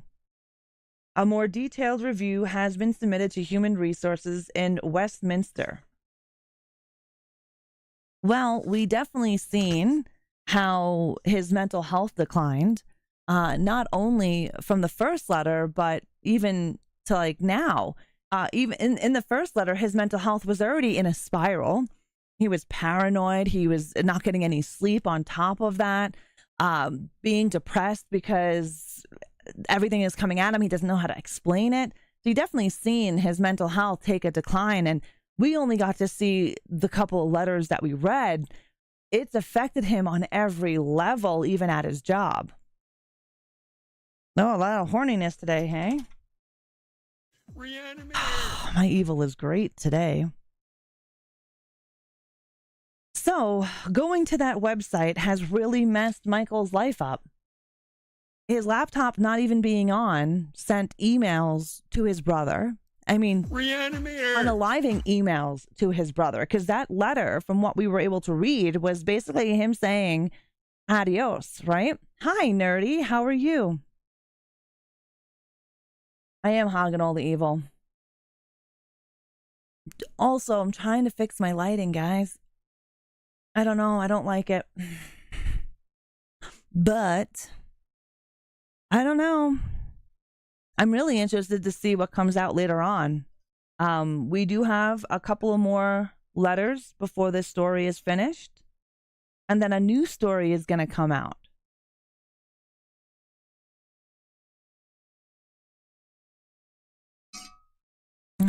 There you go. Everything has gone down and that's just jumped right back up.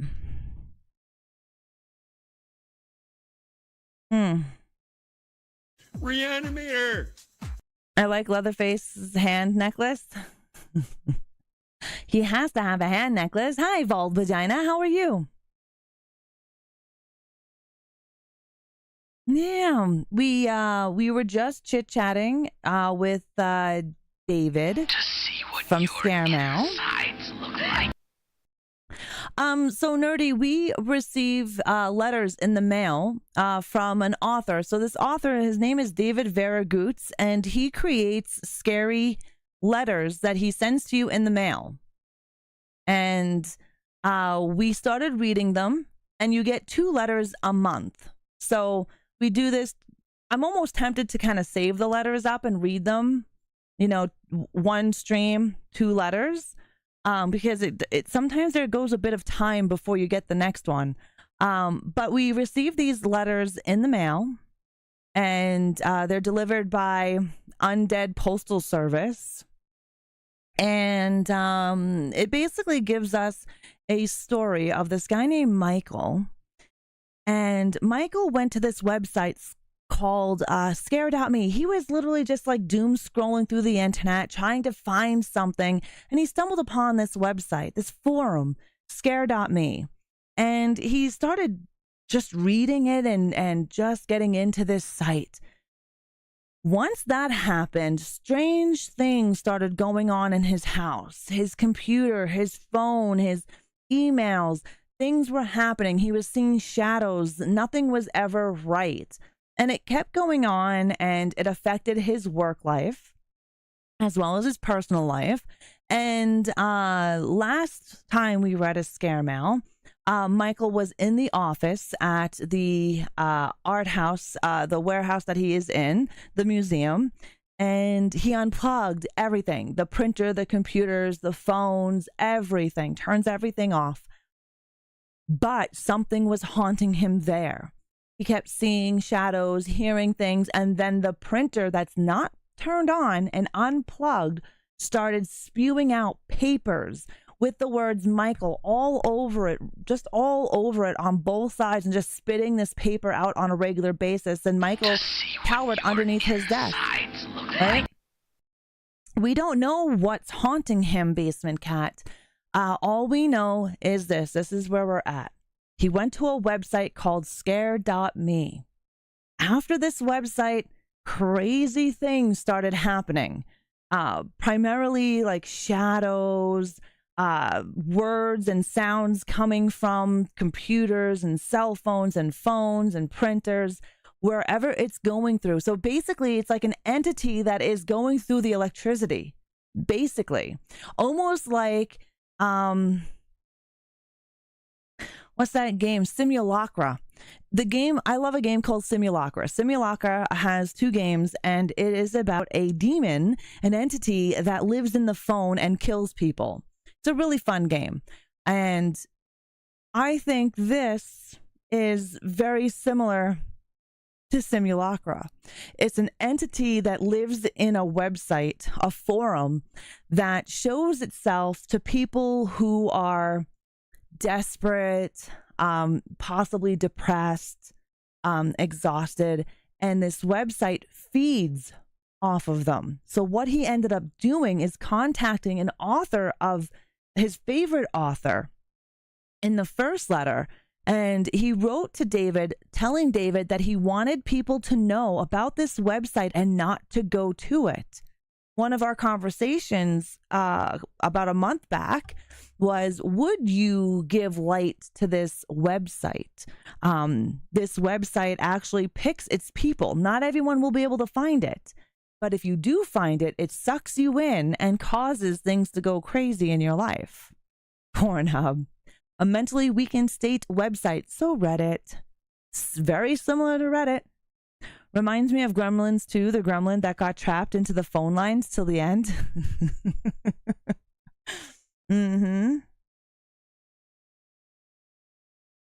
But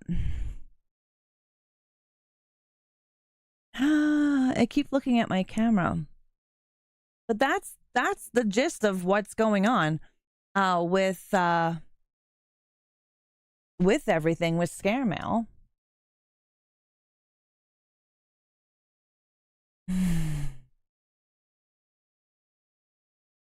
Sounds like a fun time. I enjoy it. We actually spoke to David, the author here, from 6 o'clock to 7 o'clock my time. So we sat down with him for an hour, chit-chatting and discussing horror films and his writing, his career, how he came up with Scare Mail. Could be Terrifier 4 in space. They all go to space. Well, except the Diva one. Yeah. Hey, how are you, Tabitha? Okay, kind of slow. So what is Scare Mail? Okay, so Scare Mail is a snail mail, meaning that it's a letter that brings you a story in your mail. It's by author David Viergutz. Let's see if I can get you the link so you can actually take a look at it. But it's a letter that comes to you twice a month, and this letter is based on a story. So twice a month you get a letter and you read about this guy named Michael, who is a curator at a museum. He was doom scrolling through the website, exhausted, a little depressed, not all mentally well. And he stumbled upon a site called scare.me. And this site basically sucks him in and causes a lot of stress for him. It works through the website and anything digitally, so cell phones, printers, computers, laptops, tablets, etc. We think it's a demon of sorts that lives inside this forum called scare.me. You can search for scare.me and it doesn't pop up, but it only shows itself to certain people. And Michael needed to talk about it and get the word out. So he contacted his favorite author by the name of David and wrote David this letter. And he's been telling David all the crazy things that are happening to him. And the story that we just got done reading, the fourth letter, Michael was fired from his job for erratic behavior. He was at work. He's been sleeping in the warehouse. He unplugged everything, but the printer was spitting out Michael, all written all over it. And he kind of lost his shit, erratic behavior. And so he was just let go from his job. And that is where we are at right now. But that is Scare Mail in a whole. It's a really cool, one of a kind thing. I haven't seen anything like it as of yet. He is an actual author. His name is David Viergutz. He has a website if you want to go to it, davidvierguts.com, and you can see his books and his Scare Mail collection. Oh, I've heard about Trejo's Tacos. Danny Trejo, right? Yeah.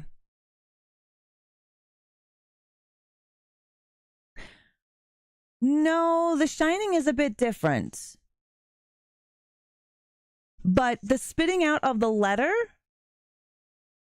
yeah, the letter just had Michael all over it, and it just kept spewing it out. Oh shit, that's got my attention. Nice, Tabitha. I highly recommend it. We do it here.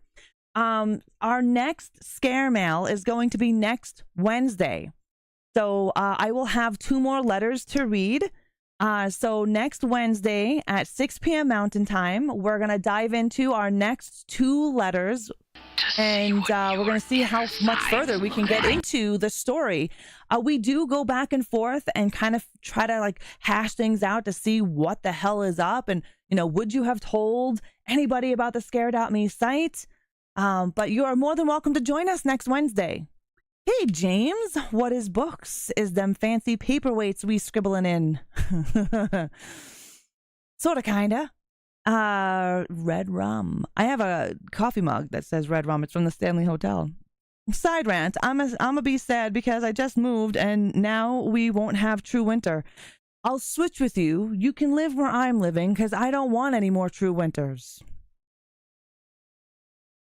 Nice, James. I have a coffee mug that comes from the Stanley Hotel. It says red rum. But yeah, I really like this Scare Mail. I'm enjoying the stories, and I'm excited because very soon we're going to find more about Michael and this thing. I want to say it's a demon.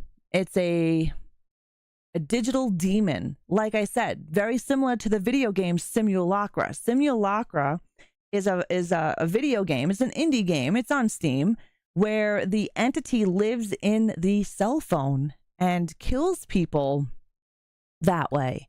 And in a lot of cultures outside of North America, they have big beliefs in demons and everything. Water demons, air demons, electrical demons. So it's really not something that's too far-fetched. Fire demons. Yeah, definitely, Tabitha. I will be creating this weekend the next couple of streams. So if you ever want to go and turn on a reminder for it, you're more than welcome to. But yes, we'll be doing our scare mail next Wednesday. I should have all the 2 letters by next Wednesday. I have the shining shoes that Vans did when they did a bunch of horror crossovers. Right on, James. I wanted them, but I wasn't paying the Canadian prices for them. Like Clive Barker's Mr. Be Gone demon in one book. Exactly. Just like in like Evil Dead, the Necronomicon. You know, you read the words from the book, evil arises. So is Michael a FR person that has been sharing his experience? Yes, basically. So he has been writing David and giving David examples of what he's going through. In the first letter, it's basically Michael explaining the website Scare.me and why he was bringing it to David's attention in the first place. Then, let's see here. I have all the letters.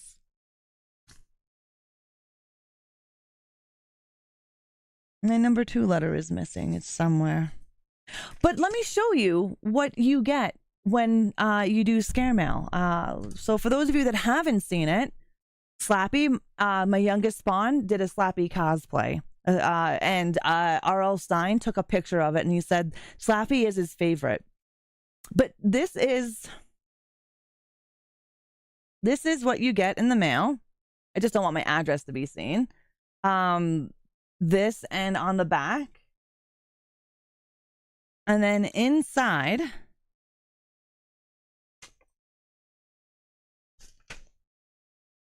this was our first letter. I received the first letter by a messenger thing. It was just a hand. My doorbell rang. I was busy. I was downstairs doing something and my doorbell rang and I ran upstairs. I opened up my door expecting someone to be there and it was just this hand on the ground with a letter. I thought that was really freaky. Anyways, scare mail gives you a bunch of little things so you can read. This here tells you what scare mail is about. You have a postcard of the author of the fake author in this letter. And basically it tells you about the curator, Michael. And then it gives you letters.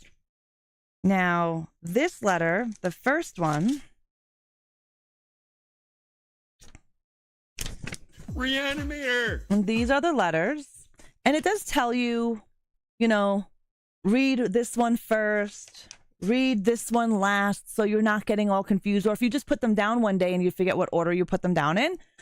Yeah, I'll show you my shirt, Kratos. So the first letter starts off to David.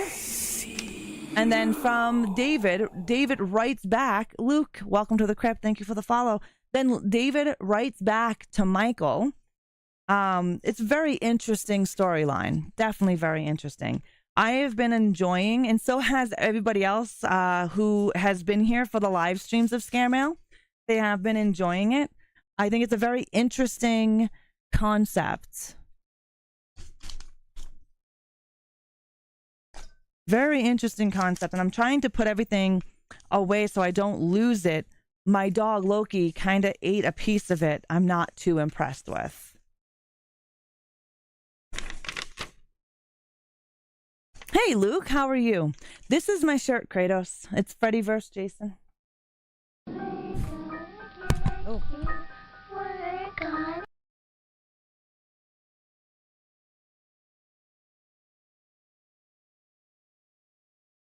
Freddy vs. Jason playing pool. Oh, thanks, Luke. Show us the movie cover.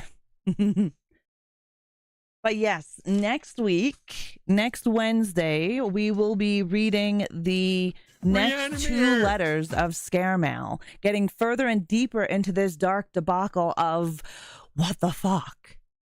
Yes, he does, Don. Thank you, Stormy. Thank you. I have this tattoo here. I have others. You can't see them. They'd be against the TOS. Yeah, it's like a reverse Santa mail. Exactly, Tabitha. And it's great. I have been enjoying it 110%. Dirty pool, old man. Yeah, I love Gomez Adams. And then I have these ones above my... It's really hard to show you. So I've got Jason Voorhees mask.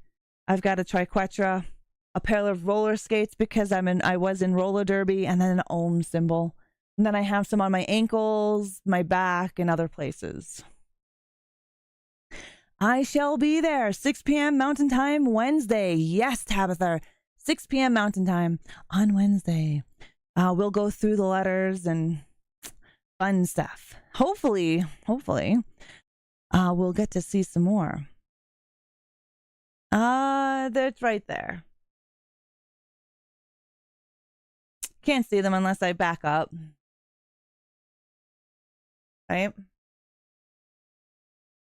You got to finish your arm sleeves. I'm one of those chicks that just have tattoos in different spots. I don't have any I have big tattoos like this one, but I have a lot of small symbol tattoos on my body for specific symbolism, just for me, right?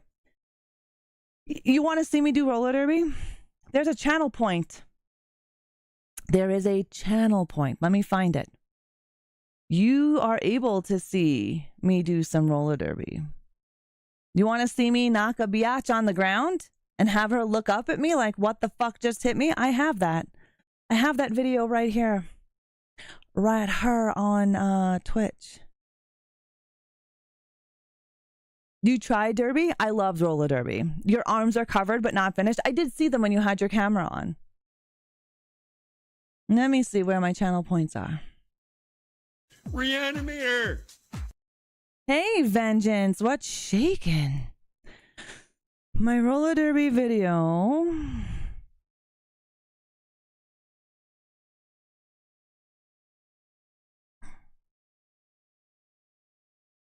I'm not sure where it is in this mess. To see what your Of inside channel look like. points.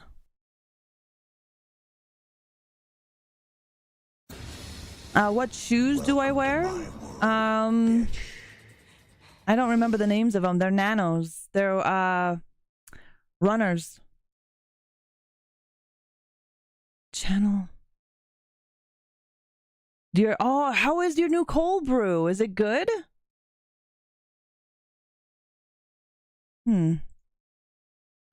Oh, it's disabled. The fuck is it disabled? You need tattoos? They're addicting. They are. Once you get one, you want 5 million more. All right, let's see if we can play it for you. It should be in there. Yeah, I've got a lot of I have a lot of different kind of clothing. I gotta turn all my channel points on. I forgot to turn them all on. Sorry, guys. I didn't realize they were all off. Well, the majority of them, I didn't realize they were all off. I didn't notice that. Thanks, Deadwalk. That's me in my zombie helmet.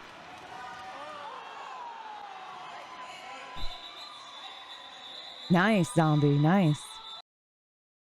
Yeah, that was me. My helmet was gray with zombies on it. And I was in a bout playing, I can't remember the team. Lolita, I think. I don't remember. Anyways, I'm a blocker naturally because I'm a thick girl. So blocking comes natural. Why are you sorry? ReAnimateHer! It wasn't showing up. I had it disabled. Dahi. How are you, Dahi? I don't know why it was showing disabled.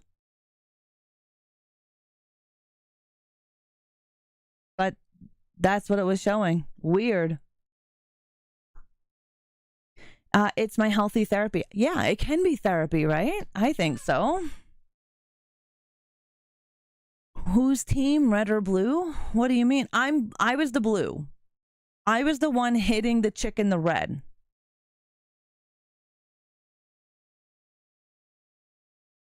Yeah. Yeah, you know what?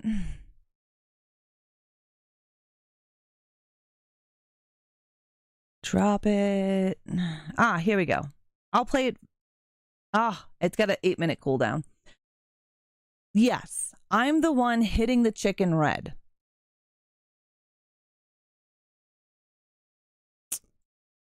Let's see. Do I even have it here? Yeah, I do. I can play it again.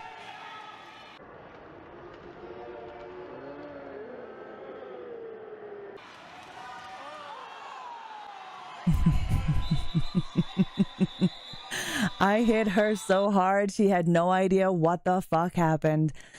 That was a great game. We won by quite a bit. That was a good bout. My number, so my original, when I started playing roller derby, my original number was 69. My roller derby name is Carrie Rubbers. No, that was here in Alberta, Kratos. I don't have any videos of me starting out in roller derby, which was back in BC. I was on a team called the Nanaimo Nemesis. That's my first team, and my number was 69. It goes with my name, Carrie Rubbers. Carrie Rubbers. And I used to have little condoms with my name on them with the number 69 for when I would go to bouts, and we would just hand them out. Hello, Black Metal Werewolf. Ra hit her so hard that woman forgot her name. Then we moved, and then I joined the RDRDA League here, and I was on a team called the Nightshades, and it was my team in the gray jersey. We are the Nightshades. We were going up against the red team. I cannot remember. Lolitas?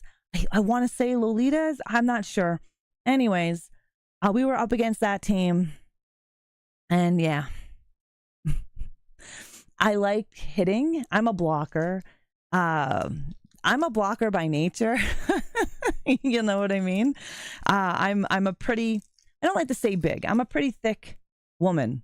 So having good thick thighs to hit a bitch off, then you're perfect.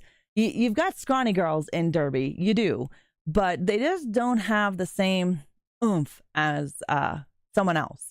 And they would put me in as a jammer, which a jammer is somebody who gets the points, right?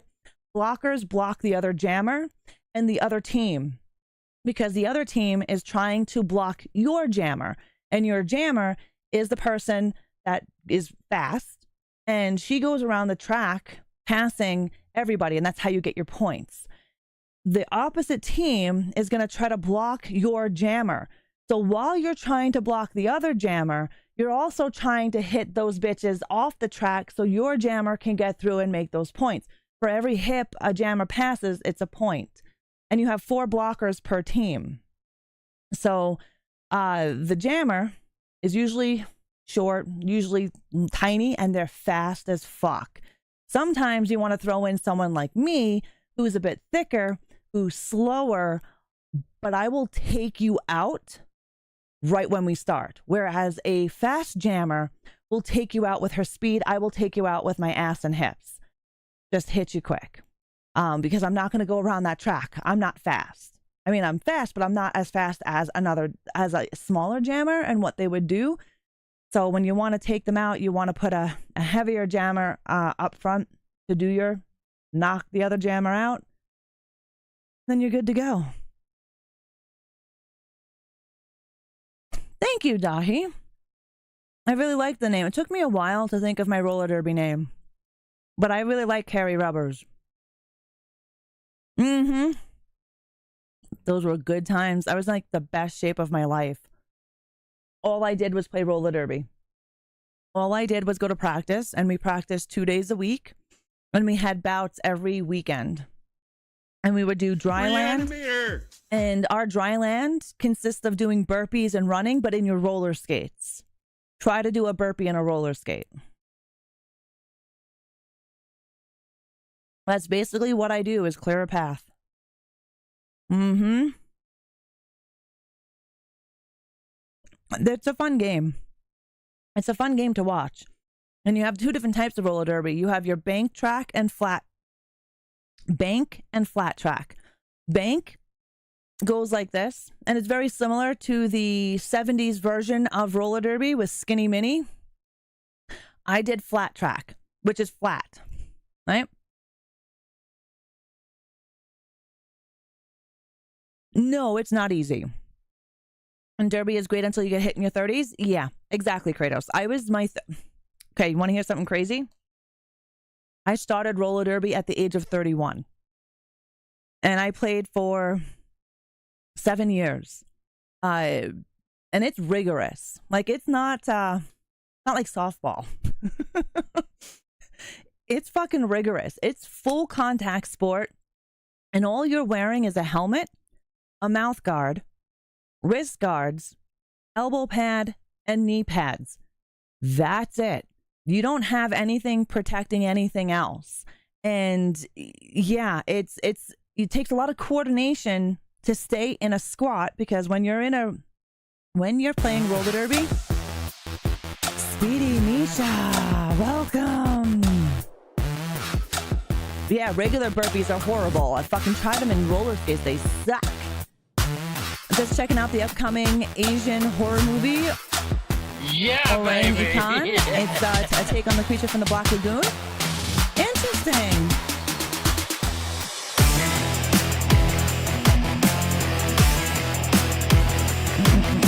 How you doing, Speedy? It is hard on the knees, the hips, everything, the shoulders. It's hard on everything. Basement Cat, when I first started playing roller derby, I was like Bambi on ice. I'm going to put it to you that way. Thank you so much for bringing the raid in. Thank you for the shout out for Speedy Misha. How are you doing, Speedy? Yeah, they teach you how to fall, right? The screamiums will kill you. Speedy Misha, thank you so much for your 39-month resub. Mwah, thank you. Did you have any significant? No, I did not. Believe it or not, I am really bad at sports. I am. I have to try harder than most people. I like to say I'm sports handicapped, because people can play basketball, softball, baseball, roller derby, and be decent at it. You don't have to be like a superstar. I am not decent at anything. I usually get hurt and fuck it all up. And when I decided to do roller derby, Heavy was laughing. He was like, "Are you fucking kidding me?" I'm like, "No, I need an outlet to hurt people, and I need an outlet because I just needed an anger outlet." And roller derby was exactly that. I could legally hit people on a track and get my frustrations out at the same time. So it's a full contact sport. When I first started, I was literally like Bambi on ice. It took a lot of work for me to get to where I was when I retired. It took a lot of fucking practice. I roller skate every day. I practiced all of our drills. Not only did I go to practice, which was 2 times a week, 4 hours a week. On top of that, I also had training. And then I would roller skate at home all over the place. Rugby, football, and hockey. Yeah, full contact sports are they're fun, but they kill your body. And in roller derby, you have to pass a physical and written test. You can't just join roller derby and start playing. You're not allowed. But they do have a league. It's called WIFTA, and it's international. So it goes through Canada, the US, the UK, everywhere. And it's a set of guidelines that you have to pass. So you have to do 27 laps around a regulation track in 5 minutes. You have to plow stop, toe stop, baseball stop. You have to hit. You have to be able to take a fall. Like, there's a whole bunch of things that you have to do in order just to play. And a lot of teams have what's called fresh meat. These are our newbies that we train to play roller derby. And we train them so they can pass the physical and written test. And when I joined the fresh meat, oh yeah, I was no significant injuries, unlike my teammate.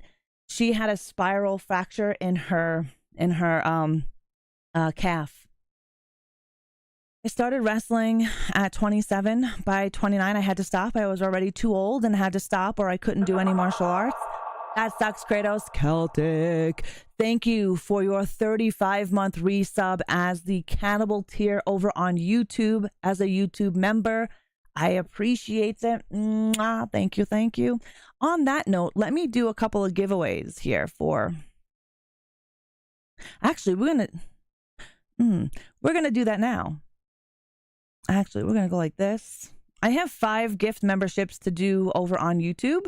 We're gonna drop those right now. If you're watching me over on YouTube, you do have to have your gifting enabled to accept gifted subs over on YouTube, and I just handed out 5 of them. It'll hold on to it until you actually select yes to accept that. Me too. It was anger management for me. I cracked 4 helmets in half and multiple shoulder pads just broke from hitting so hard. Yeah. And I get that because I'm the same way. There's legal hitting in roller derby. So there are legal hits that you can only do from the bra strap over is a legal hit. From the bra strap in is an illegal hit because you've got to protect the vertebrae. So when you're hitting somebody, you're only allowed to legally hit them from your shoulder, your hip, and thigh. That's it. There's no tripping.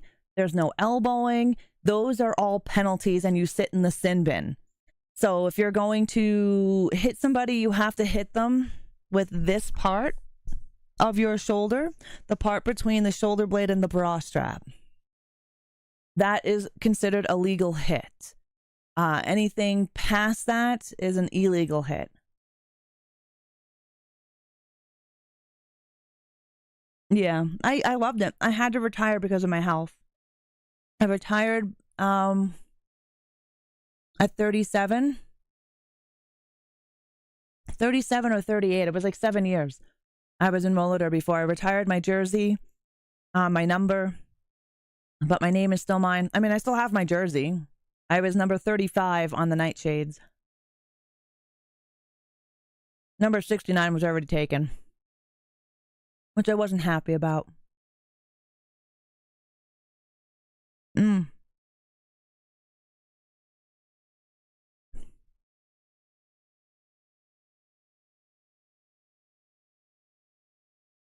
Well, basketball it could be a pretty rough sport. You win semi-pro football league? Nice, zombie. Right, Celtic? How are you doing? Right?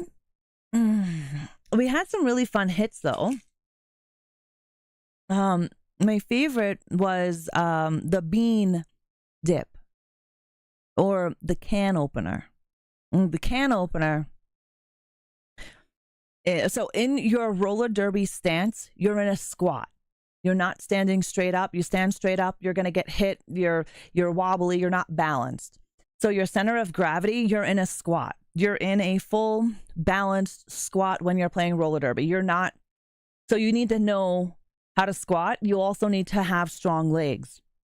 Because without those strong legs, you're not holding that squat position in matches. The bean. Yeah, the bean dip. So the bean dip might be easy if I just show you. ReAnimateHer. So this, come down, you come down, pop up like that. So what that does is a move like that hits somebody in the sternum, right between the boobs, man, and that knocks the fucking wind out of you because you're hitting with this part of your body. You are literally loading your legs like a fucking spring. You dip down, you go like this, and you slam yourself up, and you hit up like that. So the driving force of you moving, because you're constantly moving, you're not stopped. You cannot stop in roller derby because it is a penalty. Basically, what I would call a power Z formation. That is a bean dip or a can opener. On roller skates, yes. on roller skates. Like I said, I used to be in the greatest shape of my life between the age of 31 and 37. That is all calf and quad. Yep.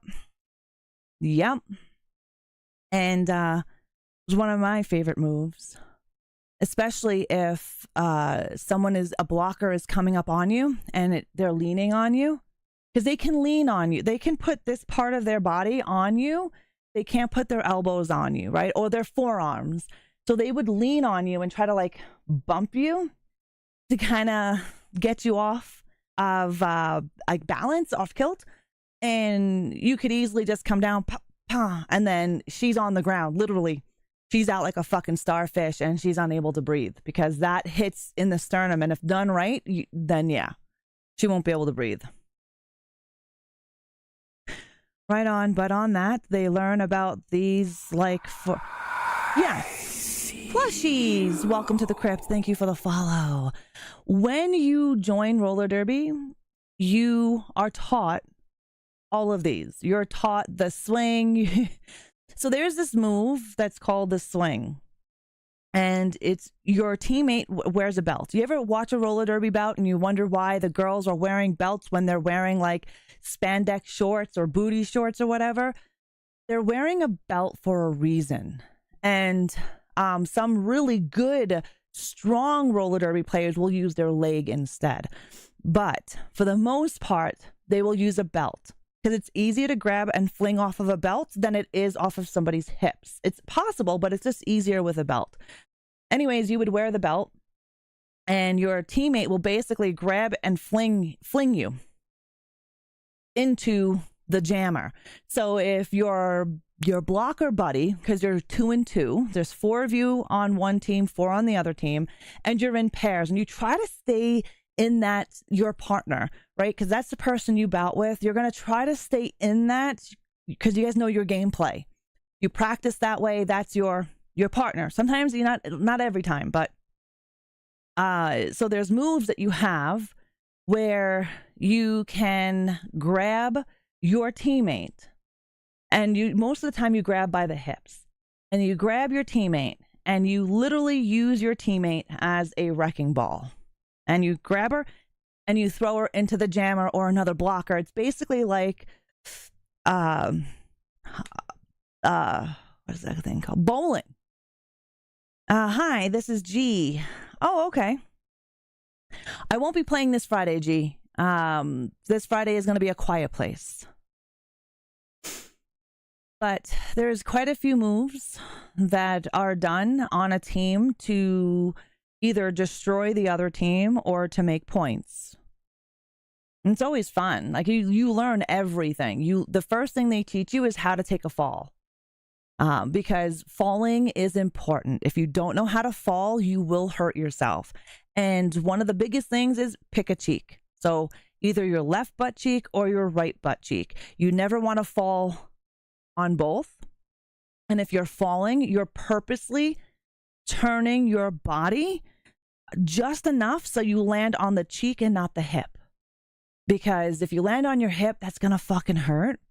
So you get taught how to turn your body to how to fall. Different things that you can do to protect yourself so you don't get massively injured. I used to squat 2,000 pounds, 15 reps, and same on the legs. Press, had 2 45-pound weights on chains tied to my waist, dragging and sprinting 20 to 30 yards for a calf buildup. Nice, zombie. I don't remember. We didn't do a lot of weightlifting. I don't remember what I could lift. However, all of our dry land practice was in roller skates. So burpees, jumping jacks, squats, leg lifts, lunges, side lunges, push-ups were all done in roller skates. Run in roller skates. Your skates are heavy.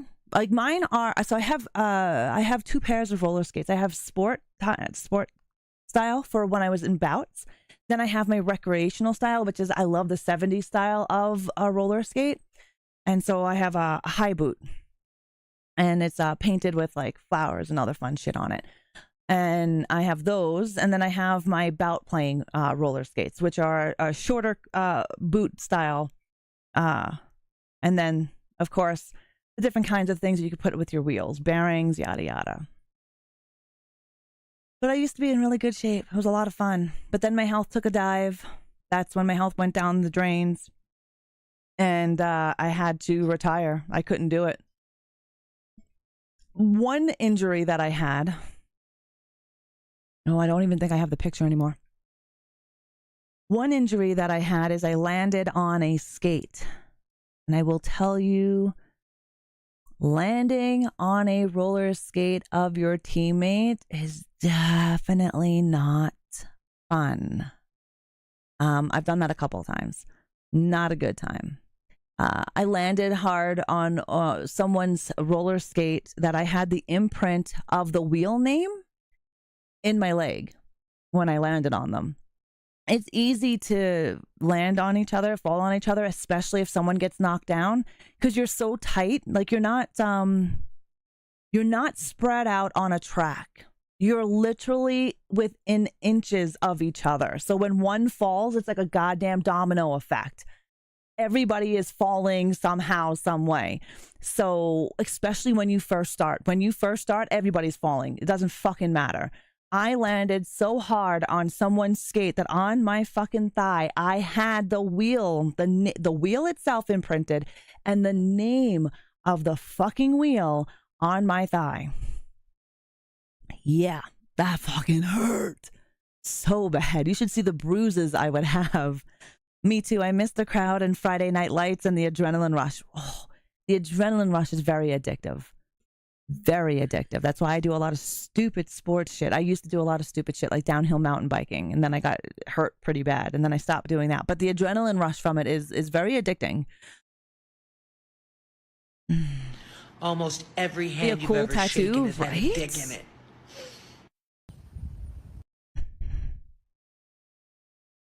Okay. If my brother has plays, they would like basketball and football. Nice. Yeah, the bouts were a lot of fun because your team also had its own music, and then the announcer would say your name over the speaker and your number, and just everybody is just cheering and roaring. It's a really good fucking time, and it's very addicting. Our bouts were always either a Friday or a Saturday. Sometimes we would go out to like Camrose, Saskatchewan, which is in Saskatoon, which is in Saskatchewan. We go all over the place. I've never been to the States with my roller derby team, but we played all over Edmonton. Edmonton has their own roller derby league out there.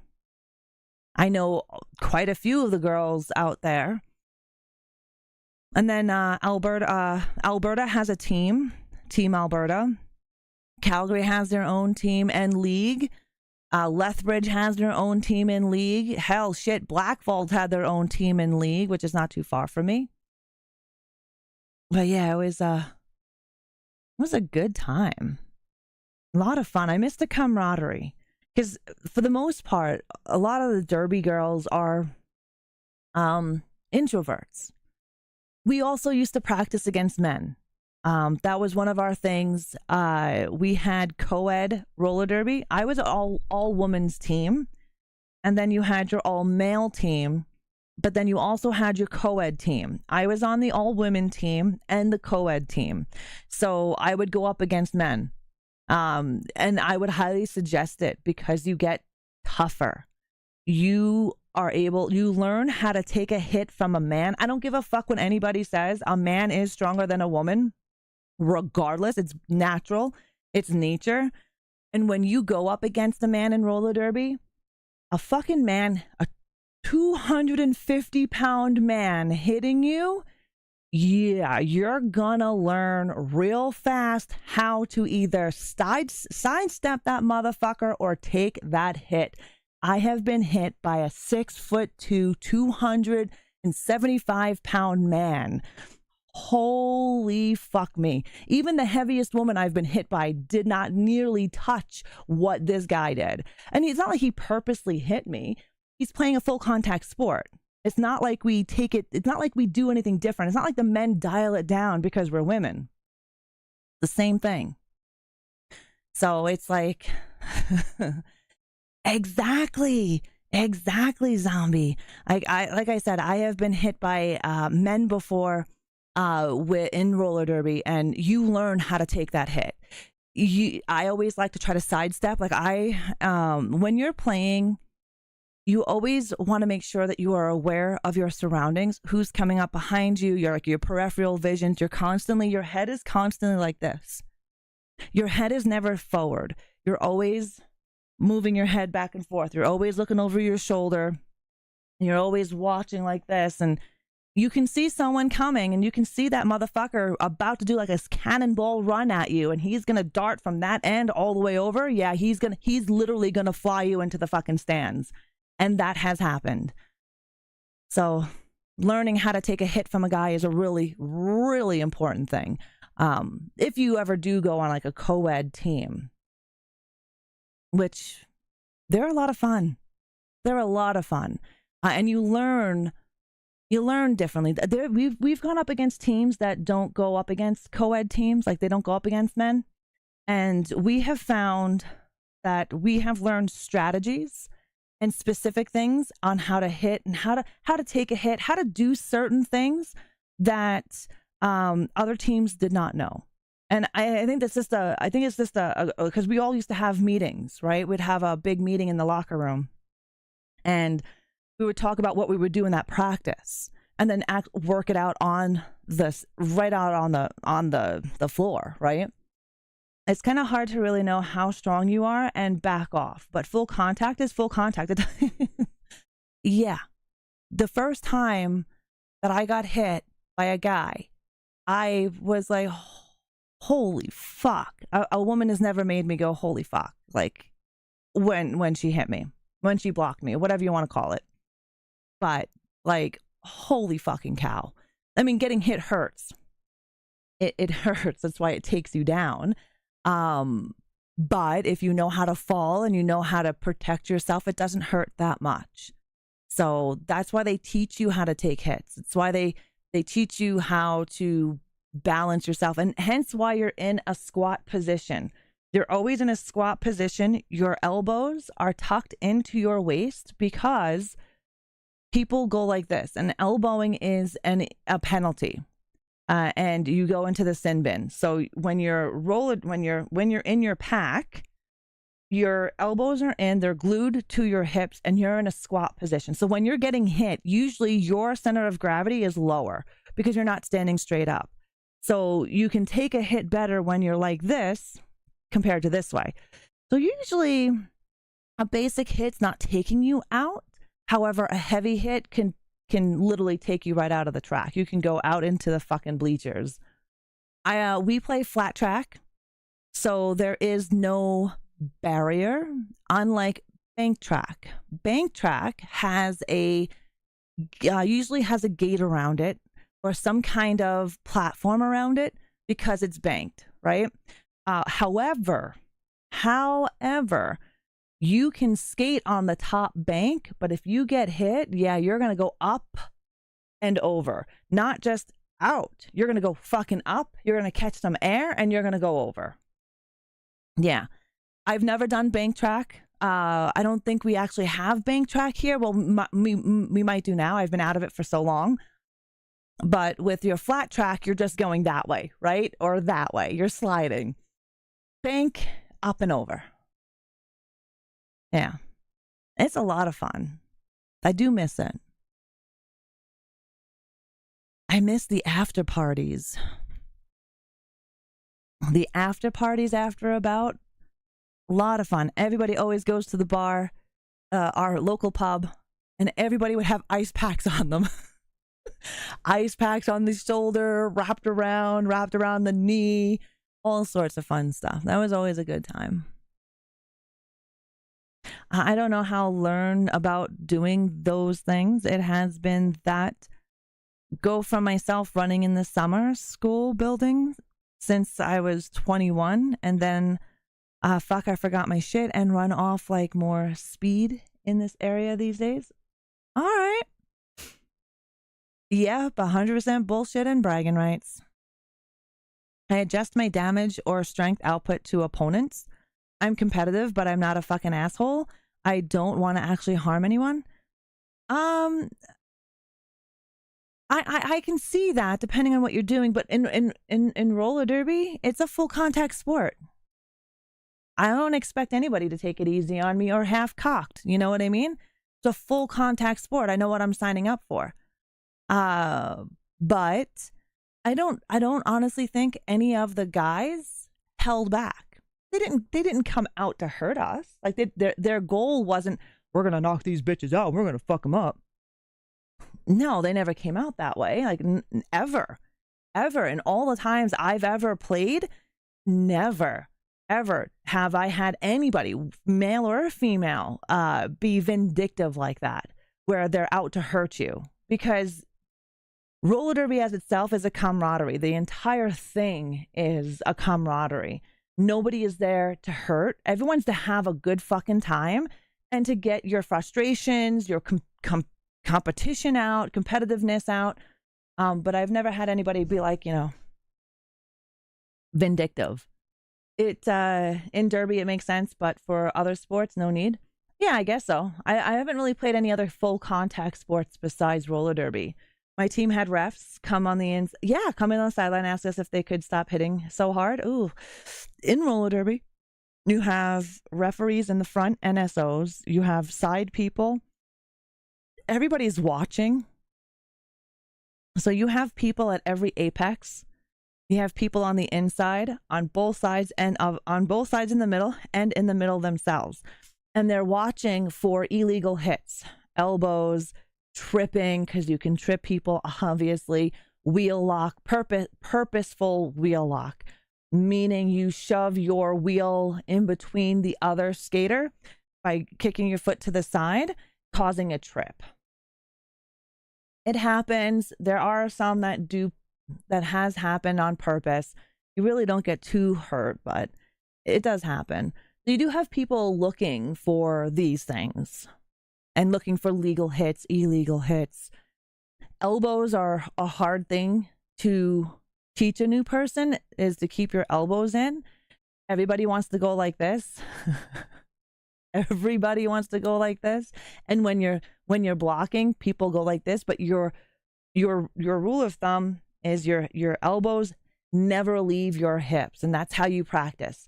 You move like this. Your elbows never leave your hips, and if they leave your hips, it's a penalty. Not in the game, obviously, but when we're practicing to teach people not to move their elbows, that's what we do. You'd skate around with your elbows to your hips, and if you were to move your elbow off of you, we would consider that a penalty, and then you have to do some laps like this. 4 field refs and 2 sideline refs that move the markers down. Yeah. Hey, Ed, how are you? I think I'm going to end a little early tonight, if you guys don't mind. My shoulder, for some reason, is fucking bugging me, and I think I want to go take Advil. I don't know what I did. It's all good for a Monday. Hell yeah. I go in the office tomorrow. Ugh, the office. Wednesday, though, we're heading back into the Vessel of Hatred. We're going into Diablo. I am fucking jonesing for some Diablo. Friday, we're going into a quiet place. Then next Monday, we're going to do some quiet place. Wednesday is going to be scare mail. Then Friday is going to be Diablo. So we're not going to be in Friday the 13th every Friday. We're going to, sporadically put it through the stream. However, I want to do Quiet Place, Diablo, Scare Mail, and Black Ops 6. Those are the goals for the stream. Nice. Wednesday, Kratos Wednesday. All right, guys. Thank you so much for hanging out with me and chilling on your Monday night. Which day is Quiet Place? Friday, Basement Friday. Thank you guys for hanging out with me. I really do appreciate you taking the time out of your day to come here and chit chat with me. Thank you for making David feel very welcomed here. I had a blast talking with David, so hopefully we'll get to collaborate on something soon and you guys will get to see him again. But again, if you want your own scare mail, please head over to davidvierguts.com. check out his stuff if you like horror. We've been enjoying the scare mail here as it is. We will be doing our next 2 letters next Wednesday. Yeah.